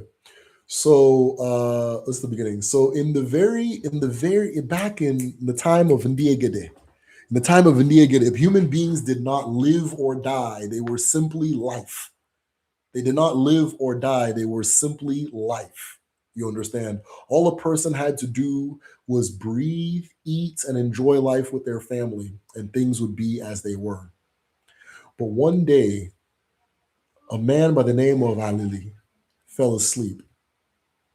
And when his children came to wake him up, Alili did not wake up. They shook him and nothing. They called his name, nothing. They even poured water on him. He did not wake. So the people were confused. They gathered together and they said, we have to ask Chuku what's going on. So they asked Chuku, Chuku, what is this? What is going on? And Chuku said that there's a new thing that has entered the world, and it goes by the name of death. And that, as the ancestors say, Onwu amagieze, death has no king. Death knows no king, right? Meaning that nothing is superior to death. It will happen to anybody, anywhere, anytime that it wants to, that it's supposed to, that it feels to. Okay. And so the people were panicked. They're like, no, no, no, no, no, no, this can't be it. You mean to tell me that I can close my eyes and not open them again? No, no, no, no, no, no. I can't, we can't have this. We can't have this. And so Chuku said, send me a messenger. I have a gift for you. And this gift will reverse the fate of what happened. but I, as Chuku, only hear the first one. Right? This is important. I'm not going to explain it, but just remember that. Chuku only hears the first one. Chuku only hears the first one. So the people said that, oh, I'm sorry, no, send me 2 messengers, but I will only give to the first one. They say that because Chuku only hears the first one. Chuku only gives to the first one, right? And so there's an Igbo proverb that says, first Chuku will teach you with Nzu, then Chuku will teach you with Uhi. Okay, Nzu is a white powder. It's a soft white powder you put on your skin. Uhi is like a tattoo. Okay, so if you can make sense of that, make sense of that. Right? Uhi is like a tattoo. You scrape it in. Right? So the people had an idea. We're going to get a fast animal, and that's going to be the dog. And we're going to get a slow animal, and it's going to be the lizard. And we're going to send both of those animals to Chuku. And since Chuku will give that thing that's going to bring Alili back to life to the first person, of course the dog is going to get there before the lizard, right? The lizard is slow. And so both the frog and the lizard, or not frog, sorry, both the lizard and the dog were set at the beginning line. On your marks, ready, set, go. Both of them take off. The dog. You know how dogs are, right? The lizard.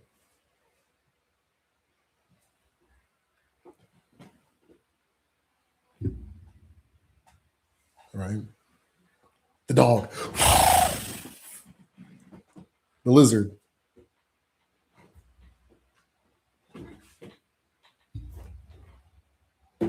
You understand? It was so funny to see this slow lizard and how pathetic the lizard was that the children started to mock the lizard. They started saying, "Kwara nwangweraka nwerete, kwara nwangweraka nwerete, nwangwere jerije obaroso nwerete pi nwerete a," which means clap for the baby lizard. Clap for the baby lizard. The baby lizard went on a journey and he started going pee, ah, eh, that kind of thing. Okay. So he kept running and running. The dog was running and running and running and running. And the dog realized that it was miles ahead of the lizard. Miles ahead of the lizard. But it wasn't going to stop. It kept going and going and going and going and going and going until finally the dog reached Chuku way before the lizard. Way before the lizard. And Chuku said, "Take this water and sprinkle it on Alili's head. Once Alili feels the water, he will wake back up." Right? And so the dog, no problem. He took the dog, no rest. Meanwhile, the lizard, "Kwara nwangweraka nwerete, kwara nwangweraka nwerete, nwangwere jerije obaroso nwerete pi nwerete a e a e." The dog was running around. In fact, as the lizard was coming, the dog went vroom, shot past the lizard.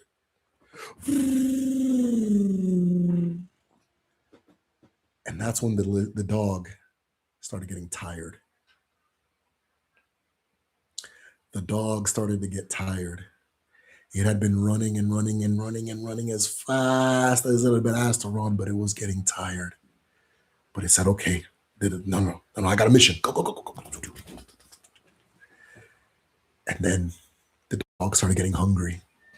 And everybody knows a dog always listens to its belly first. There was a woman cooking some soup. And it smells so good. And the dog said, "You know what? I'm way ahead of the lizard. Let me just get some soup." So the dog stops by the woman's house. "Hey, let me get some, please. Can I get some soup?" "Ah, yes, okay, no problem. Here you go, my child." You know? And the dog licks the soup up, licks the soup up, licks the soup up.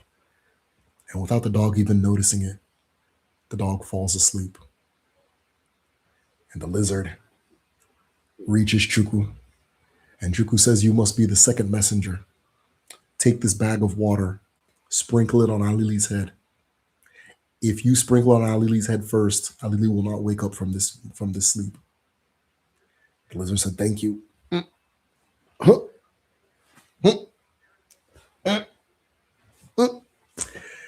The lizard passed the woman and her soup. The woman said, Awangwe, would you like some soup? But the lizard wasn't tired. The lizard had been going slow and calmly and enjoying the journey. And therefore, he wasn't tired and he wasn't hungry. He said, no, I'm okay. I have something to do. The lizard passed the dog. So finally, the lizard reached Alili. And to everybody's shock and dismay, opened the bag and poured the water on Alili's head. And since that day, nobody has woken up from death, right? So my personal theory is that this story has a relationship with the tortoise and the hare, but I could be wrong. I could be wrong. Can't swim across the ocean with an anchor around your neck. I like that. Don't talk about it, be about it. There you go. That's how I remember it before Nas put in a song. Yeah, I've heard about that. I've heard that too. Don't talk about it, be about it.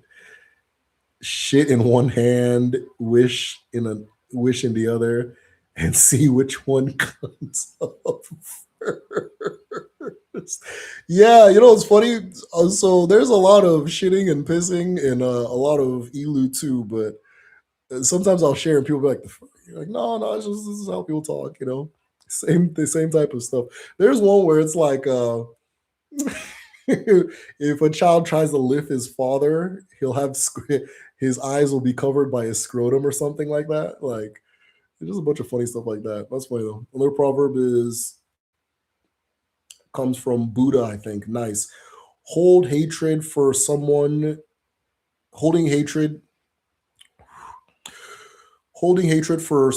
is like drinking poison and expecting the person to die. Nice. That's a good one.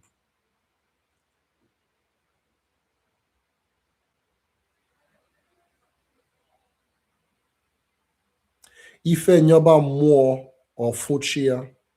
Yes. One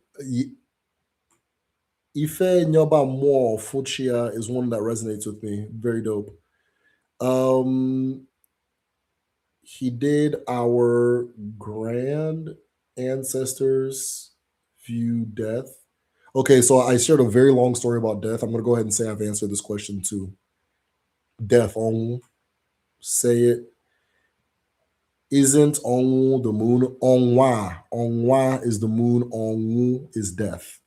Onwa is the moon. Nwa being the root word of onwa, which is like a child, and then wu is like quench. You don't quench. And Nigerians still say you don't quench. Still, quench is like you've drank finished, right? You've eaten finished. Specifically you've drank something finished. You drank life finished, right? And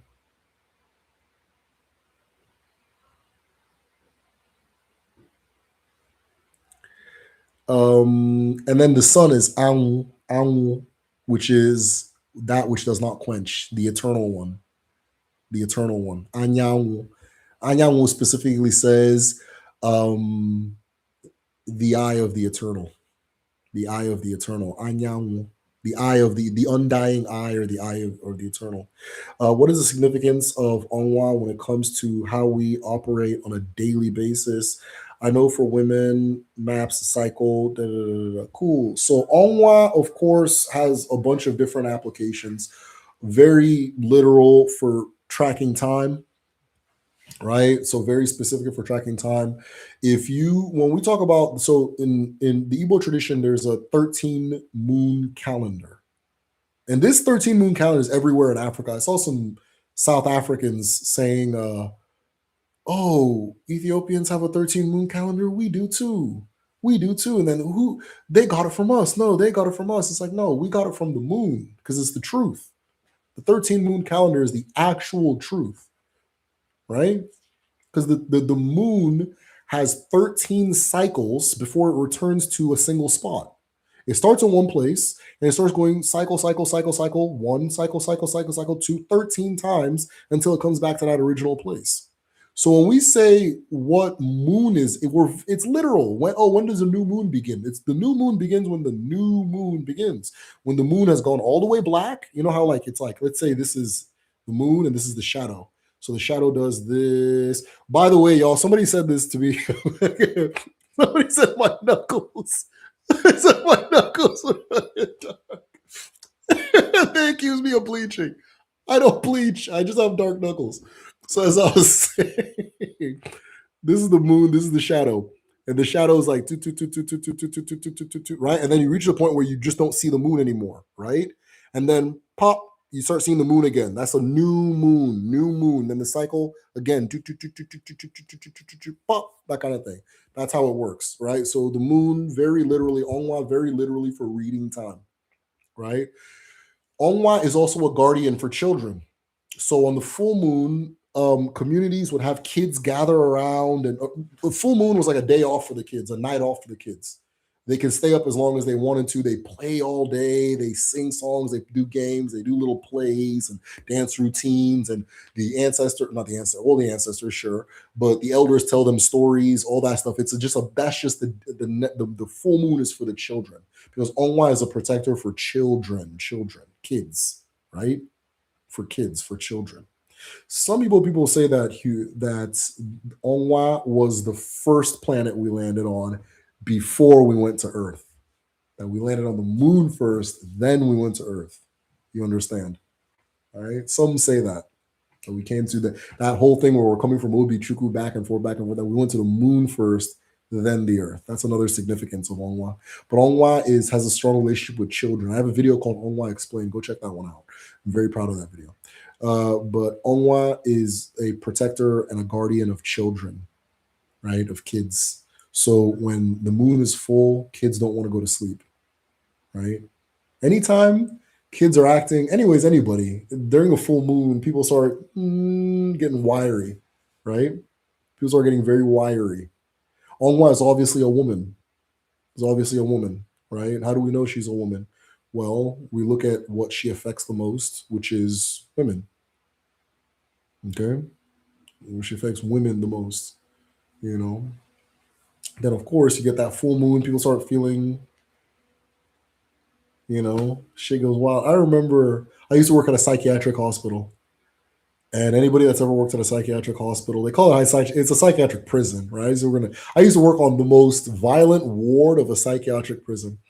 And every full moon, let me not say every, but anytime the patients were just like boom, boom, boom, boom, boom, like their behaviors, they used to call it, they were all on 10. It was a full moon. I remember one time, I can't say too much anyways because of HIPAA, but anyways, a lot of incidents, a lot of violent incidents during the full moon, a lot of craziness during the full moon, a lot of I'll do what I want during the full moon, or a lot of like, that kind of thing. That werewolf thing is a very real thing, it's a very real thing. So all of that ties into Onwa. Onwa is a guardian for children.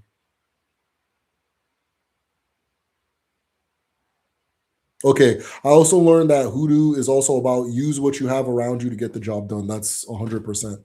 Same, same ethos. Same ethos. That's kind of what I mean. Same ethos. Yes, in Yoruba, Igbo translates as forest. Yep. I have to live near water. Wamiri, Wamiri. That's why. Onyemiri. Maybe you're a water person, right? And I'm glad you know that too. A lot of people don't know. A lot of people think that, oh, I'm just feeling good today. They don't know they're feeling good today because they took that long ass shower and that they're a water person. They need that water. Or that oh man, I've been depressed. You need to get around some water. Go get around some water. Nature can heal you just as much as any medicine can, depending on what it is. Psychiatric stuff like that. Mood stuff. Let me say mood stuff. Energy stuff. Nature can heal you, just presence of nature. I didn't, I went from being a person who researches this ancestral spirituality, somebody who's like 10 toes deep, living it completely, intentionally, because I made a transition and I incorporated earth into my routine. Right? Once that happened, a lot of things got unlocked for me, right?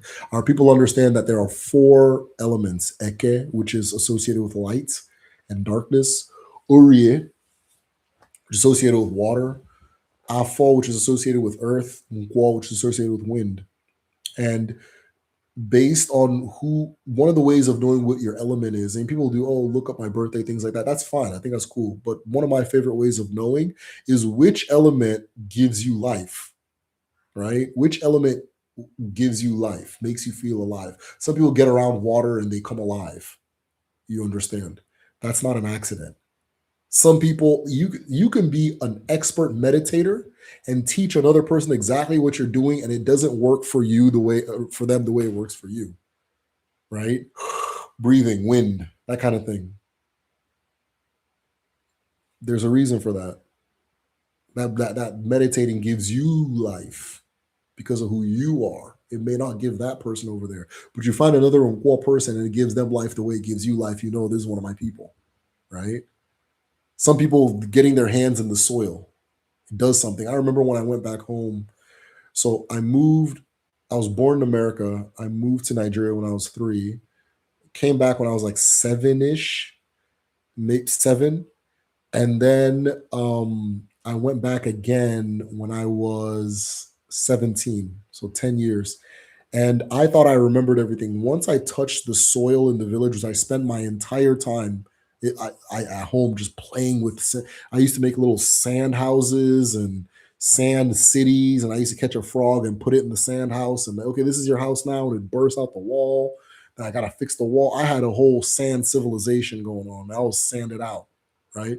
When I touched the sand, all these memories started just shoot pop, pop, pop, pop, pop, pop, pop, pop, pop, pop, pop, pop, pop. I just started remembering things. They became vivid again that I didn't know. I didn't even know. Sometimes you don't even know what you've forgotten, right?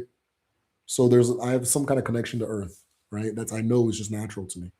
And so knowing your element is knowing where you get life from. So somebody said that when they're around water, they have to live around water. It's because this person knows who they are.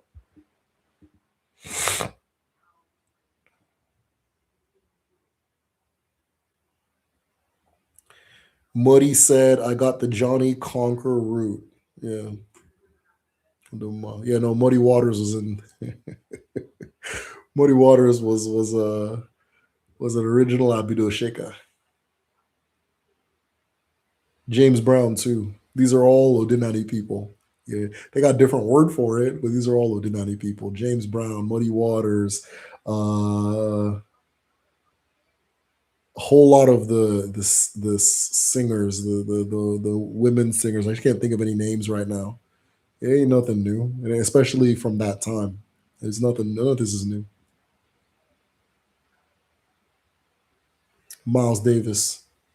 Miles Davis was an Abido shaker. You know.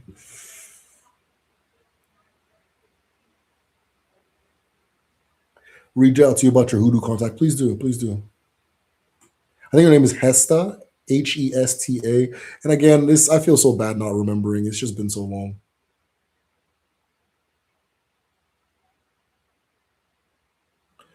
So, what is this Choctaw and Igbo mixing? I don't know anything about that. I don't know. I'm sure people have Choctaw and Igbo ancestry, right? From the story you told earlier about Alili, could the name be the origin? Yeah, yeah, yeah. That's the origin of Aqua Alili. Yeah, there you got it.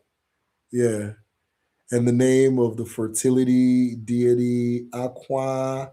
Oh, okay. Damn, you're good. You're good. You're good, but almost. So Aqua Alili, the cry of Alili. Yes, yes. So part of the story is once he died, everybody released this deep a pained cry, which they had never had to release before, known as Aqua Lily. So whenever you're crying too much back home, even till this day, people will be like, "Hi, Aqua Lily," right? Whenever you're going hard with the crying, right? But and then I'm not good with the aqua, so I'm probably saying it Alili's egg. But aqua ali or momo is not the same thing as aqua. Aqua ali is like egg. Aqua ali. It means the Omomo earth egg. If you want to translate it um, correctly, it's Omomo earth aqua. Why am I speaking correctly? Aqua Ali or Momo, right? The earth egg, Ali, Allah, Ale, Anine, Anna. It's all the same thing, right? And that is it's a structure you build to channel an energy called Omomo.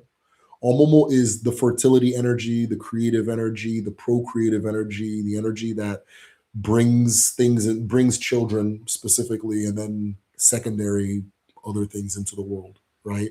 So aqua, it's a mound that you use to channel Omomo. Omomo bo ike Allah is what the Ilu says. Omomo bo ike Allah. Omomo is the strength of Allah, is the power of Allah. You understand?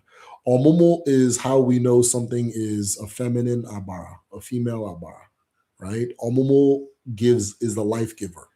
It gives life. Omomo is also it also allows the thing to create, right? So we know Nemiri, life giver. You go into water, you see life forms. Okay, this is a mother.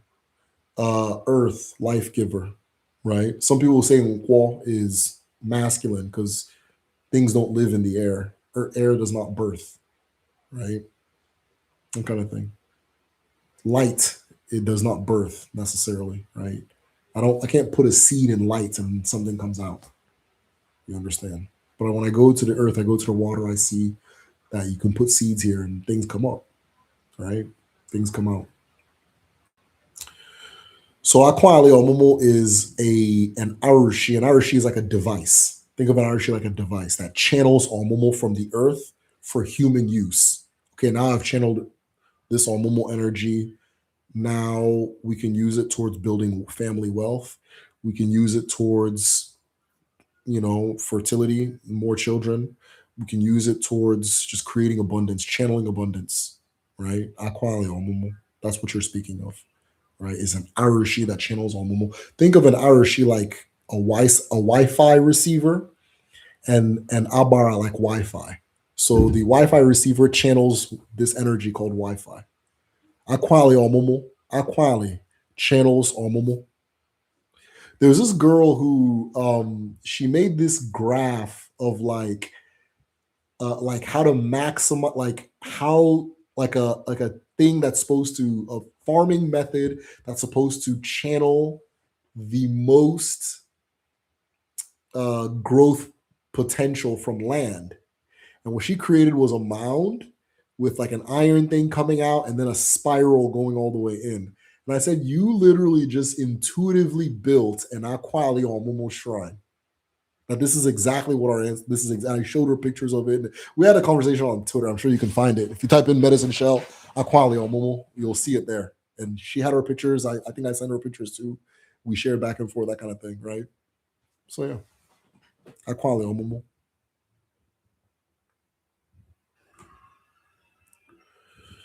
What are the attributes of Eke people sitting in the sun? What are some of the attributes of Eke people? So think about this. There's a lot of people when they do their spirituality, there's a lot of candles going on, right? What is that? There's a lot of candles, right? They got to burn the in. I always say the word wrong. I don't want to get kicked off for this thing. Got to burn the incense, right? They got to burn the incense. They got to light the candles, right? You'll wake up in the morning and you're dragging out of bed, but this bing, this person's already lit. Bing, you understand, right? Because that sunlight is their energizer. That sunlight is their strength. You understand, right? There is something very interesting. I've noticed that a lot of and I think there's a statistic that ties to this. One thing that like highly successful people, like one sport they tend to have in common or something like more highest frequency is long distance running. Is running out in the sun, long distance running. You understand? And like a person, if they get their mind right and channel the thing right, they always climb to the heights. They're always the highest. You understand? Eke people, association with leadership, very black or white thinking. They're not like black and white, maybe. Yeah, black and white. Yeah, they're like things are what they are. right? Things are what they are for Eke people. Um, Eke people have to be in charge. If they're not in charge, they're the biggest rebel in the room, right? It's either they're in charge or the biggest rebel in the room. If they're in charge, all y'all need to just fucking shut up and listen, right? That kind of thing. They'll have different ways of expressing it, but that type of thing, you know. Yeah, that's like good people. Things are what they are. Very powerful in what they do. Very powerful in what they do. You understand? And then I saw that was interesting. I was like, huh, interesting, right? Interesting. But yeah, some people get what some people feel from water. Some people feel from the sun. Right? Well, some people feel from the sun. Some people feel it through meditation, guided breathing, things like that. Hiking, go in the mountains, breathe the fresh air. You know, some people get that from touching the soil, touching the earth. Right? That's where I get it from. All these things give me life. All these things, being by water feels good. I love fishing. I love fishing. There's a state of spirit that fishing puts me in. It's just an excuse to get by the water, right? And you're interacting with nature. Last time I went fishing, there's this crane, this lazy ass crane.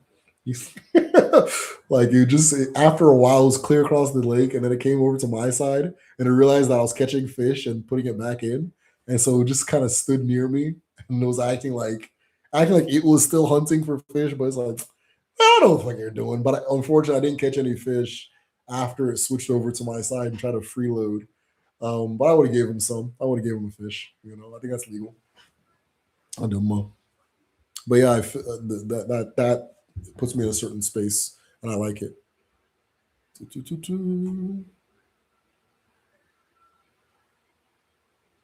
I love fire and water, but I'm equal. I love them all. I love them all. Damn. Okay, I think I'm missing a lot of people's questions. If I miss your question, just go ahead and ask it again. I attended a group dance meditation session once, and it renewed my heavy spirit after returning from a difficult trip visiting family. I'm an earth sign. Demo. I have a neurological condition that doctors say is idiopathic, I think.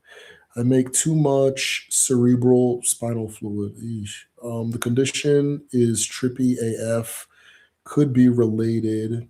Is it always life that your element gives? Yeah. It's always life. I don't know if that's related though. I don't know if that's related. Just trying to understand. Thank you. Indigo. Hey, aren't you supposed to be sleeping? I can barely sleep. Why? I don't know. Is your mom awake? She's like half asleep. You need to go lie down. Just turn the TV off. Turn the TV off. Close your eyes. Start imagining something. Okay. Uh, I feel a big pull to water, earth, etc. So I just call myself a swamp witch. Permanently water though. Yeah. Don't feel like I'm this. I gotta be on that. I'm this. I gotta be on that. No, it's just knowing yours. Okay, gives you more than the others, but they all give life. Right? A plant needs all four elements to grow. A plant needs all four elements to grow. Okay.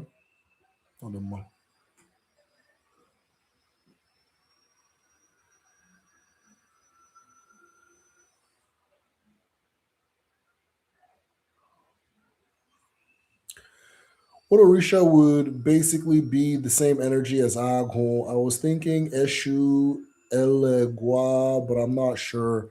I don't know. I don't know. Uh, I don't know. You have to find somebody that understands both traditions. I don't understand you find that well, but just if you're looking for something to represent Aghon, so here's ways to represent Aghon. Aghon is represented as two-headed, something with two heads. Okay. Aghon could also be represented using a dog. using a tortoise, right? Um, I use a Buddha head. I use a Buddha head. Oh, okay. I use a Buddha head, right? But Agun can be represented using those things. And then if you're representing Agun, the thing that usually used to represent, okay, so when Agun is depicted simply, simply. It shouldn't be too ornate or well formed. Agun is always depicted simply, like an Agun figurine is usually kind of crude. It's not made with a high level of detail and dexterity, right? It's usually kind of crude. Nemiri ones are, she's got the hair and the python, and right? She's killing the game, right? But Agun ones are always simple. You can barely see the facial features, things like that. So if you can find something in that vein, you're fine. I use a Buddha head. Ooh, I use a Buddha head. So, but two-headed, simple formation or something that represents or feels like knowledge to you. Tortoiseshell dog figurine. I don't know which Orisha does that kind of thing, but I would just Agu is Agu. So let's just stick with the Agu thing, right?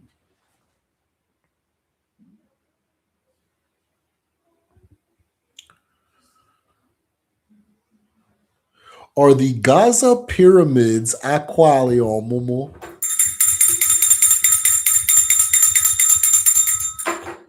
Yo, you got it. Are the Gaza pyramids Aquali or Momo? Let me go back. There have been recent imagery of pillars underground. The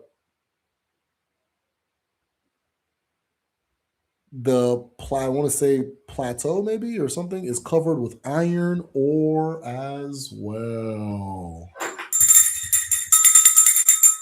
I know as a fact that the Igbo pyramids were Aquali on Momo. I know as a fact that the Igbo pyramids were Aquali on Momo. I know things based on my knowledge of Odinane about what you find in those pyramids and what you find in those tombs that none of these people will be able to tell you. Those pyramids are Aquali on Momo. Those pyramids are Aqua Ali on Momo. That's exactly what they are. You understand? That is exactly what they are. Okay. They're not tombs. They're not tombs. They're not designed as tombs. They are what made that land what it became. They are what made that land what it became. They're not tombs. Even if you see a dead body in there, it's not a tomb. And that's not a dead body in the same sense that you think it's a dead body. If you look at the older offal, like the ones they have in museums and stuff, you'll see that there's a certain way the bandages are wrapped. Go and look at when they open a mummy and how the bandages are wrapped on that mummy. Oh, they wrap it like that because they don't want they think that the person's gonna escape. No, they're not. They know what the fuck is up. They know what it is. Right? Don't infantilize them. Right? They know what it is. If something can rise out of dead, it can break out of some bandages. Right? I think their skill level is gonna be higher than getting out of some bandages. There's a specific way they're wrapped. Go look at the older all fall, the ones that look like a woman with the spiral earrings, three lobed headpiece. You can see her face designs. Not like they make like new, really crude all fall now, which sure, but I like the old ones, the really ornate ones. Go look at the ornate ones, those old ornate ones with iron on them. Sometimes they'll have iron pieces of iron on them. Go look at those. Look at the way the body is wrapped. Those pyramid, that's what they are. That's what they are. That's why you see them everywhere. That's why you see them along the same line of latitude. I told you in my next video I found some really interesting things, and that's one of them. That's one of them. I don't speak on that in that video, but if you catch the drift of what's going on there, you'll catch the drift of what's going on there. But yeah, that's what they are. They're Aquale Omumu, right? They're Aquale Omumu.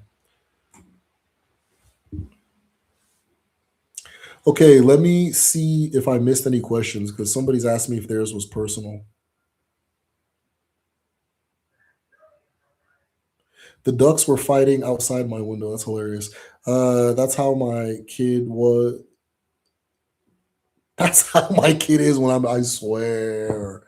Once they know you're doing something, that's when they need to tap in. Is agon hunger? That's a good question. That's a good question. That's a good, I don't know the relationship between agon and hunger, but I did in my agon explain video. I talked about that because the words are similar, but I don't know the relationship. I think I made a guess in the video, right? I made a guess in the video, but agon. I think hunger is more agon. Well, no, that's like hunger, being hungry as a pattern. Agon, agon, madam. Agon. I don't know. I don't know. One day I think I'll figure it out and I'll share it when I do. So you have hit the wall of my knowledge. Thank you very much. Or well done, I should say. You've hit the wall of what I know. I don't know what the relationship is. I think I missed some. Okay, so I attended the groups of meditation. Okay, we got that, the earth sign. Neurological, we got that. Indigo, hay, without air, fire, what has no food. Okay, cool. I feel a big pull towards water. This is good that you guys are thinking about these things. Wow, I make it and burn incense every morning. Open up the windows. Also ran collegiate cross country. Yeah. Yeah, I know what it is.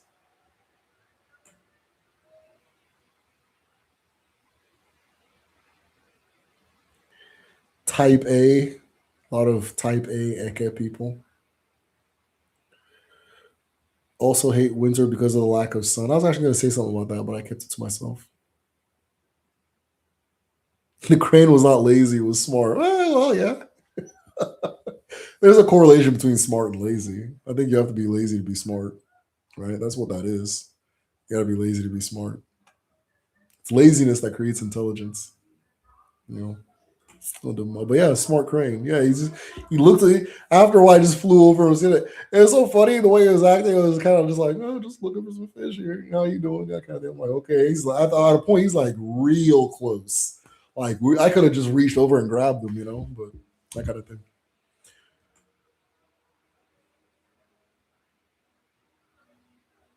If you have extra time, can you make a video on Igbo zodiac signs? That's a good suggestion. So whenever I post my next video, the way I pick topics, the way I pick topics is like if you comment, oh, I want to see this video next, make this video next. I take all those comments and we take it to Patreon and we vote. And so the last one that won the vote was the water spirits video. I'm all talking about a method that I'm not using. It was a water spirits video, but I said I've talked about water spirits enough. I need it out because I can't keep just talking about things that people are familiar with. I got to introduce something every now and then. Got to introduce something that people just have no reason to ask you, right? Which is njokuji, right? Most of us don't farm yams, so why the hell would I want to? Nah, there's more to it. There's way more to it, right? I'll do my so the next video, put it in the comments, right? In fact, yeah, just put it in the next video, next documentary style video, not live.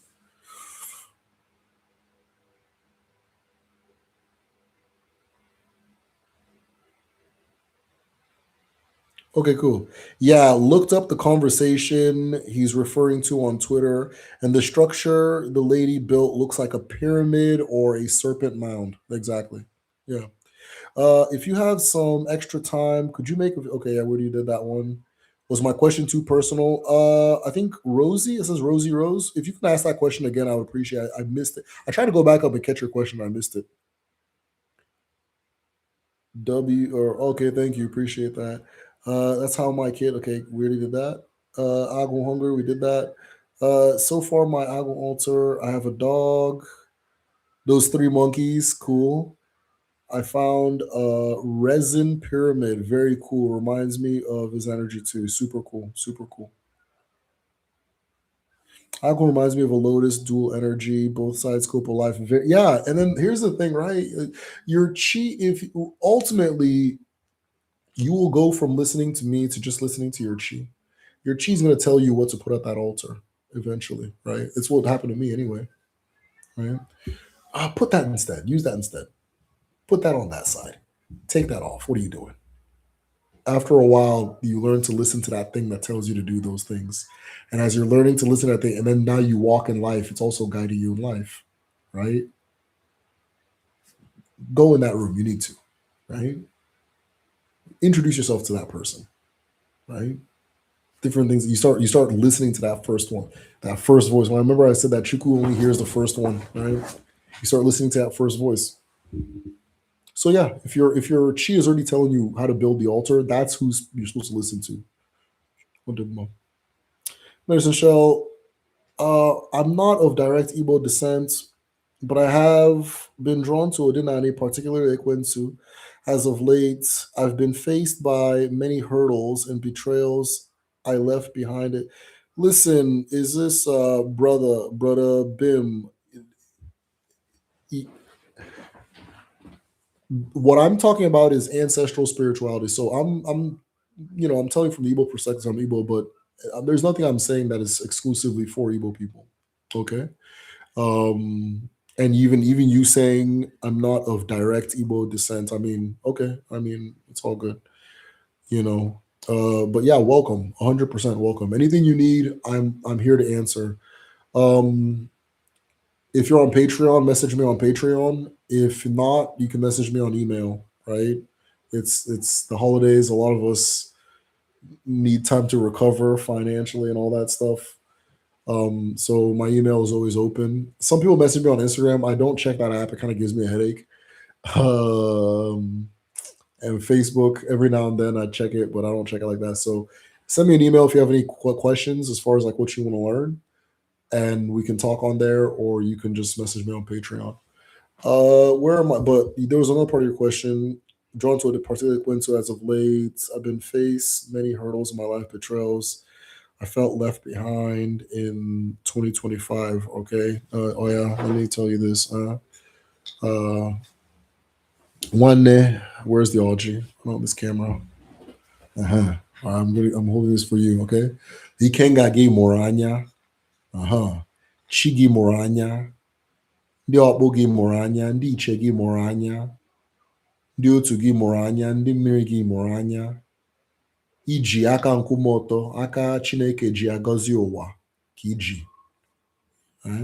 Mana ịbụ nwa Chineke, ịbụ nwa igwe, ịbụ nwa ala.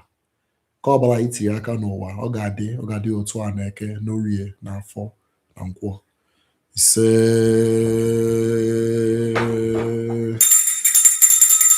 Don't worry about what I said, just feel it, right?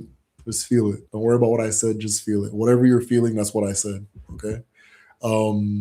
You'll be all right. You'll be all right. Ademma. Biko, someday tell us about Obunabali. Hey, Obunabali. Oh, I have a really interesting Obunabali story, right? So Obunabali, the name literally says that the one who kills at night. The one who kills at night. Obunabali is the Abara of death. Obunabali is the Abara of death. Okay. Obunabali is very interesting. So I don't know if you guys have heard of this author, Chigozie Obioma. I have his book. Oh, I can't find it. Okay. There's an author named Chigozie Obioma, and I had a conversation with him. We had an interview. We sat down. We filmed it. And then the audio was so bad because I was trying to be like more technical than I had the capacity to be at the time. The audio was tragic, and I drove to a different state to talk to him. But you know what? It was okay. It's okay because the conversation we had was amazing. It was a good conversation, not like non-interview. It was like as we were driving around, I was driving around with him, and he was telling me he's like that in because we were talking about in the interchangeability of the different abara depending on different towns, and he says that they have this concept in his town known as nemo, nemo, right? Nemo is essentially Obunabali. It's another name for Obunabali, right? Uh-oh, my screen's frozen. Y'all, if you can hear me, let me know. If you can hear me, let me know.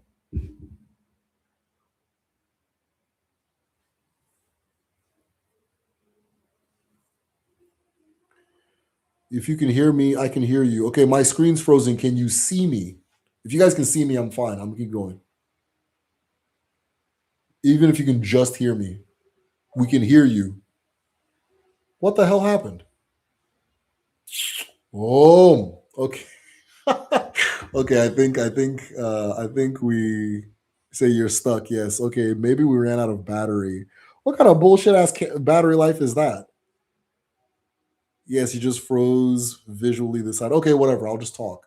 So, is it possible to change where my camera is coming from?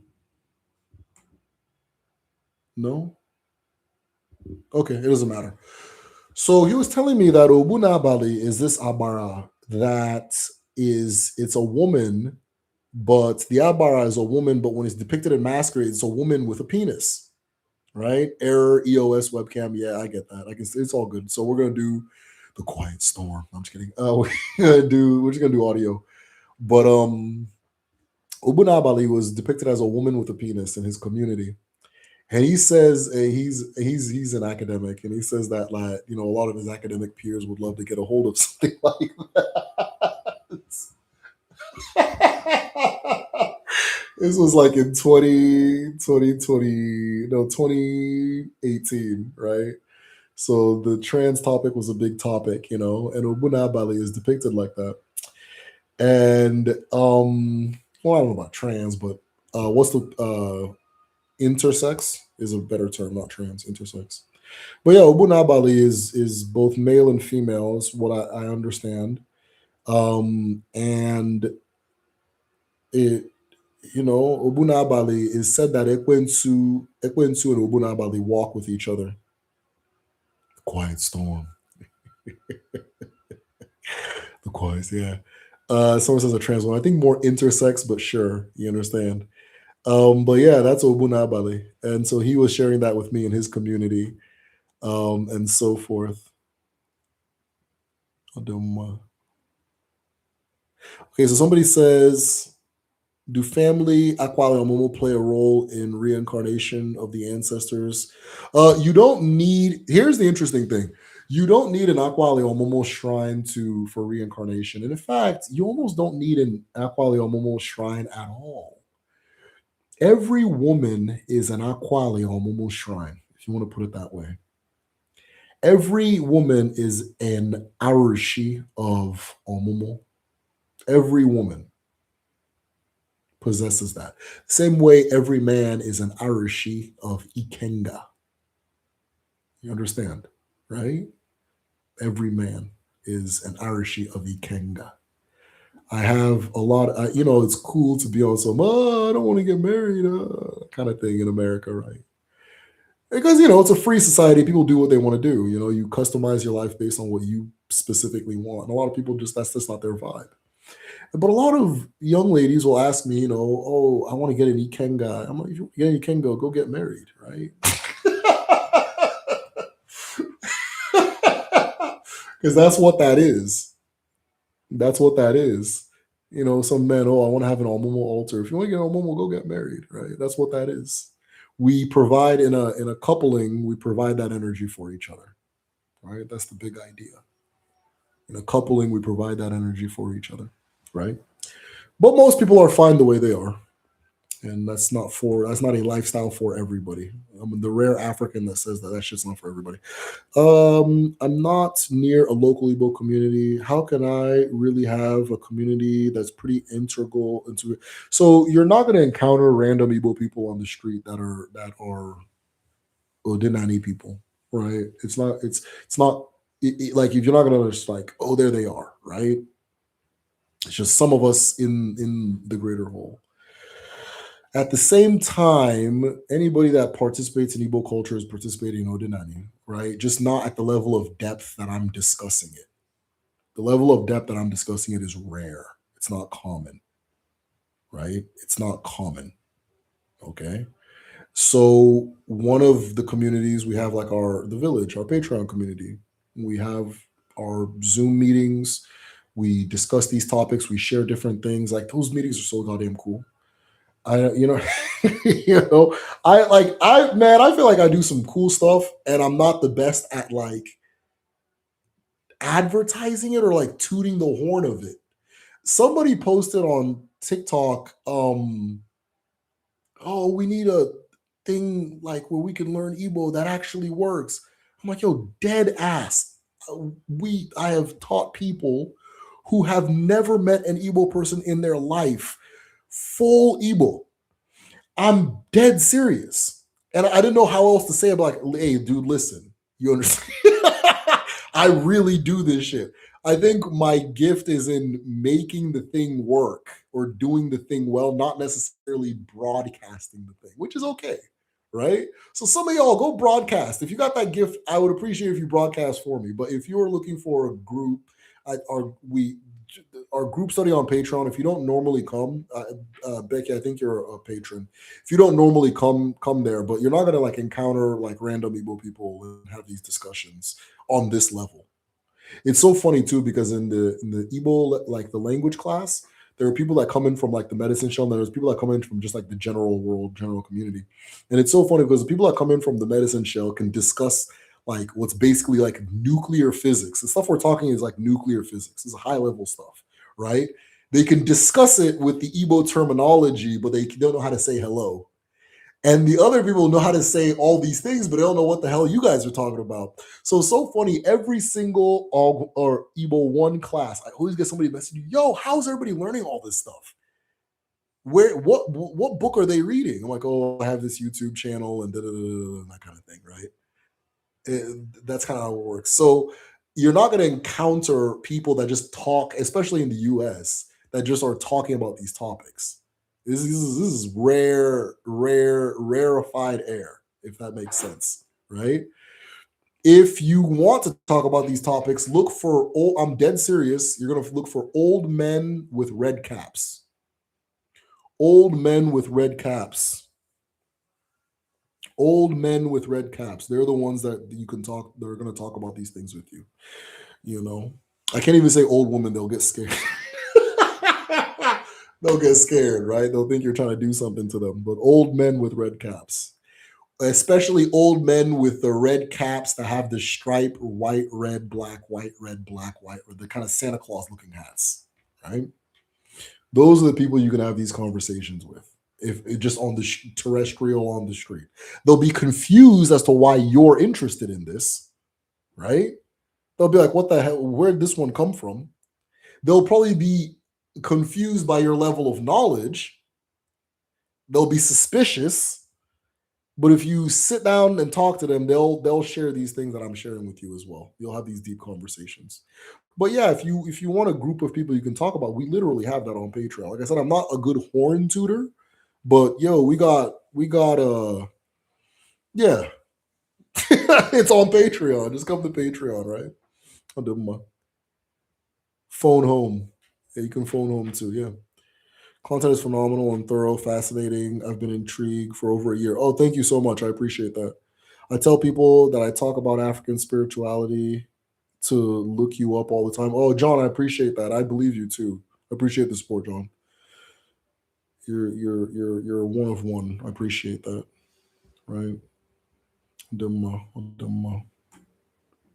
Okay. Let me see if I missed any questions. We may be running out of questions. This one went longer than normal. Yeah, do the family Aquali Momo play a role in reincarnation? So, yes, but it's by way of the mother, not from the altar. The mother is the ultimate Aquali Momo altar, right? But we build altars to give physical form to abstract concepts. So that altar is representing something that, like, you can't be a single guy in a bachelor pad with an Aquali Momo. You're just being silly, right? You understand that kind of thing. Same thing. Single woman, ikenga. I mean, you can, but I don't think you want that life. I don't think you want that life. I'll put it this way: if you ask the average man, okay, I'm not let me, and I'm just gonna be ignorant in general, right? A lot of men, you ask them if you got punched by Mike Tyson and ate that shit, like you survived, how would you feel? I'd feel fine. I'd feel good. I'd feel proud. I'd feel good. I'd feel good. You ask the average woman, bro, that's a victim. She doesn't want that. You're right. Like, she doesn't want that. I've been victimized, you know? So yeah, that's Ikenga. That's Ikenga stuff, right?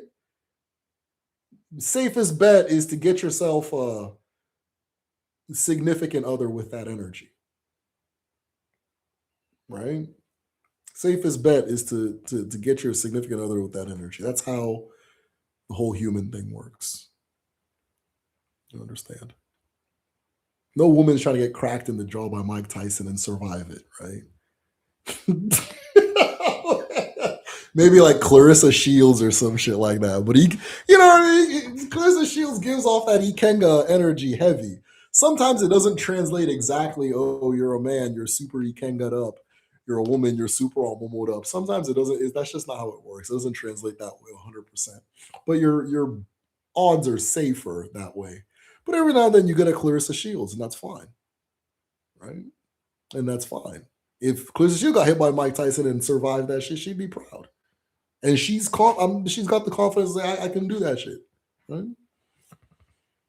But I don't know if Sabrina Carpenter won or like Ari Lennox or goddamn, I don't know, who's this one? Lucy Liu wants, they don't want that shit to happen to them. You know? I'm rambling. Hold on. It's important to, okay, hold on, wait. I was hoping you'd enlighten me on your take about my approach to my family. Oh, okay. All right. Um, Thank you. Same, appreciate you. You explained break things down. Okay, I appreciate that. It's important to me, my first son. Okay, Rose, I'm looking for the question. Is it Rosie? Rosie Rose. Rosie Rose, I'm not seeing the question. So you're saying it's important to me. Okay, I was hoping. Okay, there it is. My bad. I was hoping you'd enlighten me on your take about. Oh no, that's the same one I read about my approach to family. It's important to me. My son is my husband's ninth child. Um, I'm not seeing the full question.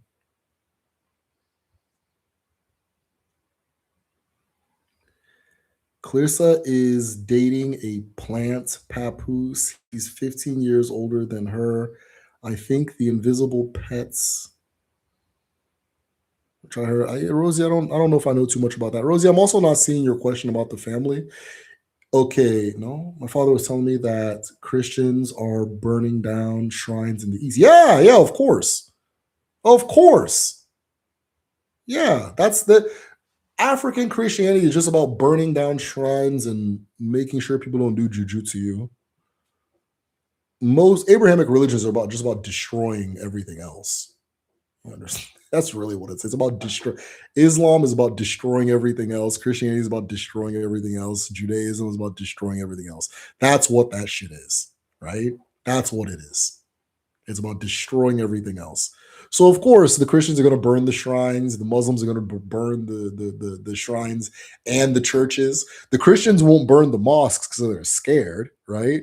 Because Christianity and Islam are the same religion, but just Islam are people who actually take it seriously, and Christians are the people that are like, more like just kind of worshiping white people, I guess.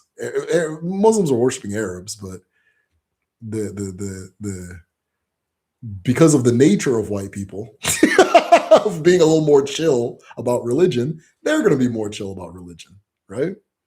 That kind of thing. Christians aren't supposed to eat pork, but white people want to eat pork. So now you can eat pork. And then the black people get to eat pork too, right? But they're not supposed to, right? That kind of thing. So it's the same thing. Yeah, Christians destroy that. One of the things that happened. So people always talk about, oh, colonialism took this away, took that away. Yeah, yeah, it did. But colonialism took it away because it introduced Christianity. The colonial officers, they destroyed this and this and that, but they didn't have enough capacity to do the level of damage that the Christians they left behind did. Most shrines and all the destruction really started kicking off in the 80s. What happened in the 80s? The 80s is when the evangelical movement started spreading through Nigeria. The evangelical churches, the charismatic churches. And what they would do is once somebody wanted to prove how much Jesus power they had, they would just go destroy something that was considered sacred. So out like one of the things that like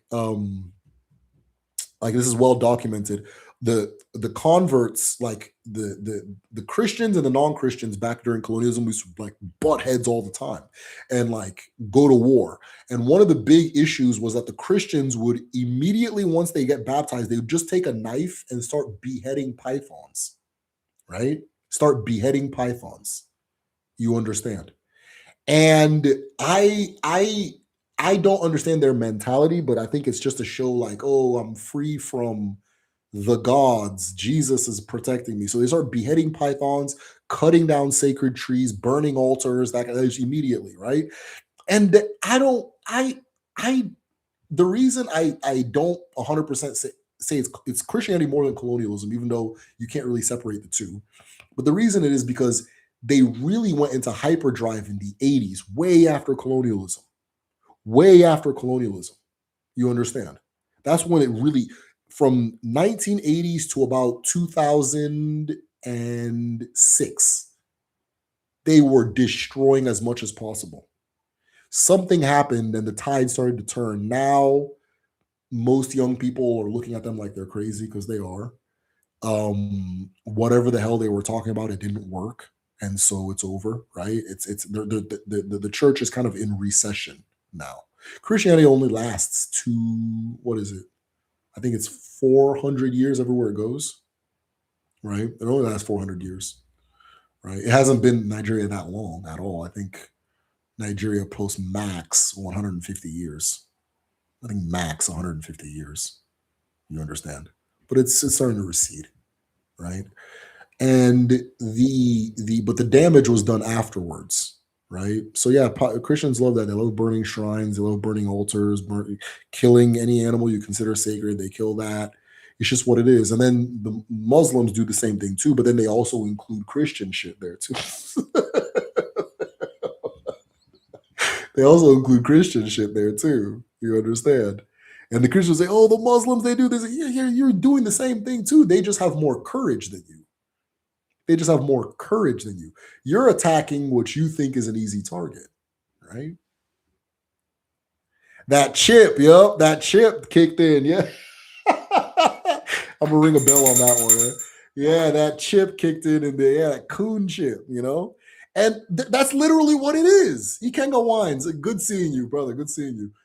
That's literally what it is. What did Umar Johnson say? It only takes a little bit of white brainwashing to activate the coon chip in the average Negro. That's exactly what Umar Johnson, Dr. Umar Johnson said, right? Is he wrong?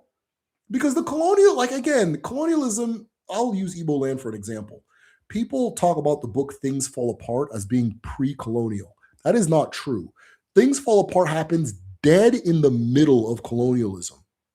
Okonkwo is the main character. He meets the Christians and the missionaries first. His generation meets the missionaries first. Okay.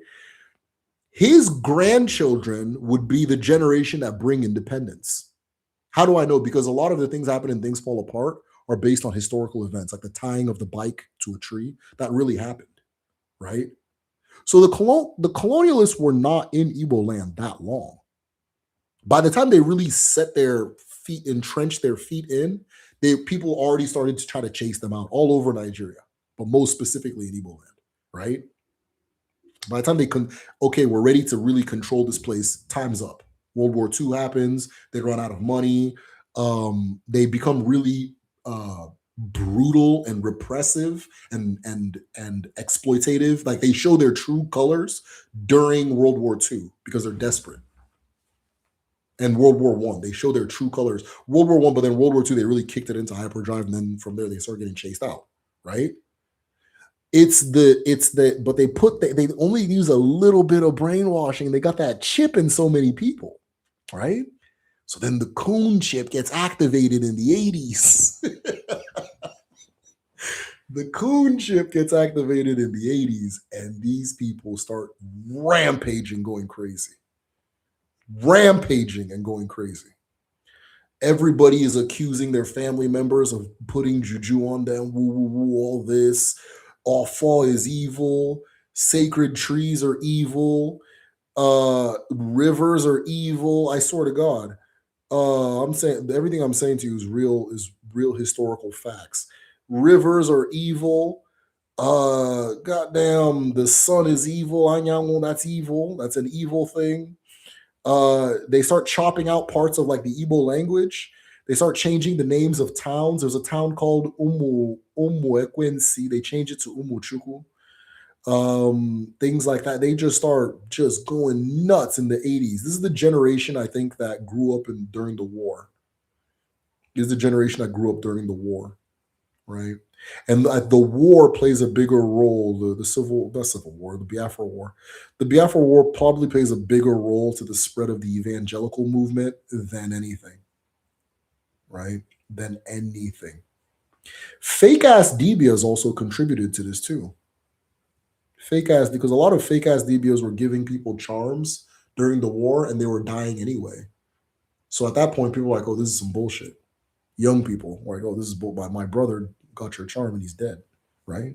That's why fake DBOs are a bigger threat than anything, right? Something can't fall if it's not spoiled from within, right? And so there were spoilages from within, 100%. That even still persists till this day. But the coon chip got activated in the 80s in a big time, in a big way. Right? He said that chip. I wonder if it was common across Africa. Maybe you're not asking about the same thing. My mom first saw pork when she came to the US in the 80s. She never ate it growing up in Nigeria. I don't know if people ate pork. I don't even know if it was. Is there indigenous pork back home? Hold on. Are there indigenous pigs in southeast Nigeria? I don't know what else people are eating. Yes, there's an indigenous pig. They're called the West African dwarf pig, southeast Nigeria. Well, I'm looking at it. It looks disgusting. So I don't know if they ate it or not. I know I can't think of a single Igbo dish that includes pork. I can't think of one. If meat is added to something, and it usually is, and usually in a relatively small quantity, it's always chicken, fish, goat, um, or bushmeat, which is usually shrews, which is usually like a shrews or rabbits, right? Anwar here, Anwar here, they're bushmeat. But I don't know about pig. I've never tasted pig in a Nigerian food setting whatsoever. I've never. Has anybody ever had soup with pork in it?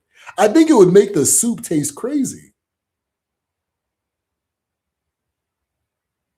No chip over here. He said, yeah, goat and chicken. Goat, chicken, and fish at least 90% of the time. Everything dwarf in Nigeria, damn goats, pigs. Yeah, because of the forest. Because of the forest.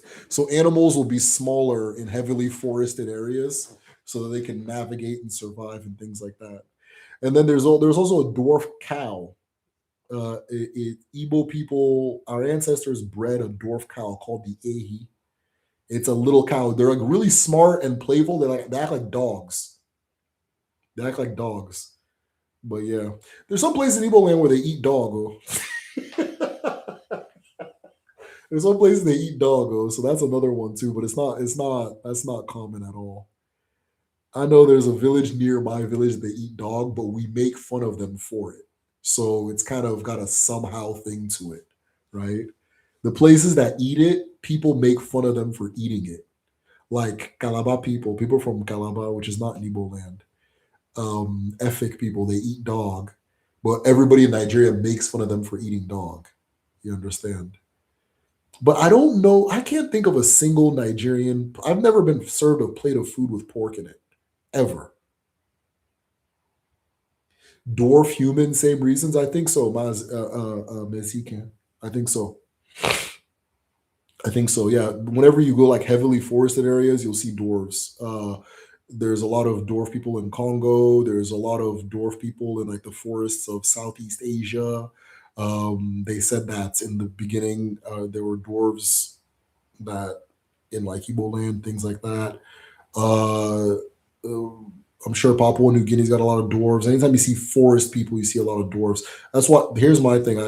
Anyways, I'll keep that to myself. You see a lot of like stocky, Brazil, the Amazon, things. A lot of forests, you see a lot of dwarving.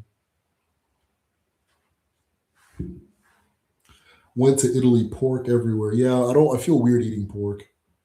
Only Igbo food for me. You start making new videos. Please make it. Yes. What's that name say? Love lingers forever. Love lingers forever. You're 100% correct. You're 100% correct. This 2025 was a good year for me, but I was in a strange headspace, and I just didn't. I wasn't inspired to make too many videos. I made like maybe 3 videos all year, 2025, which you guys don't deserve that.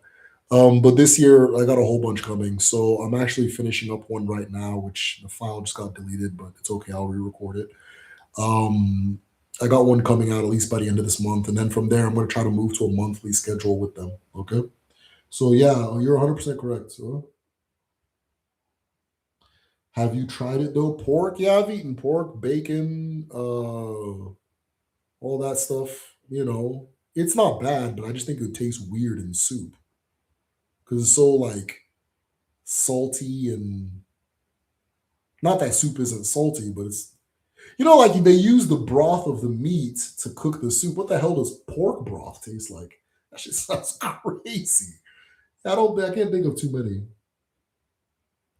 That's for Bureau people in the north. Bureau people, they eat pork or dog? Which one?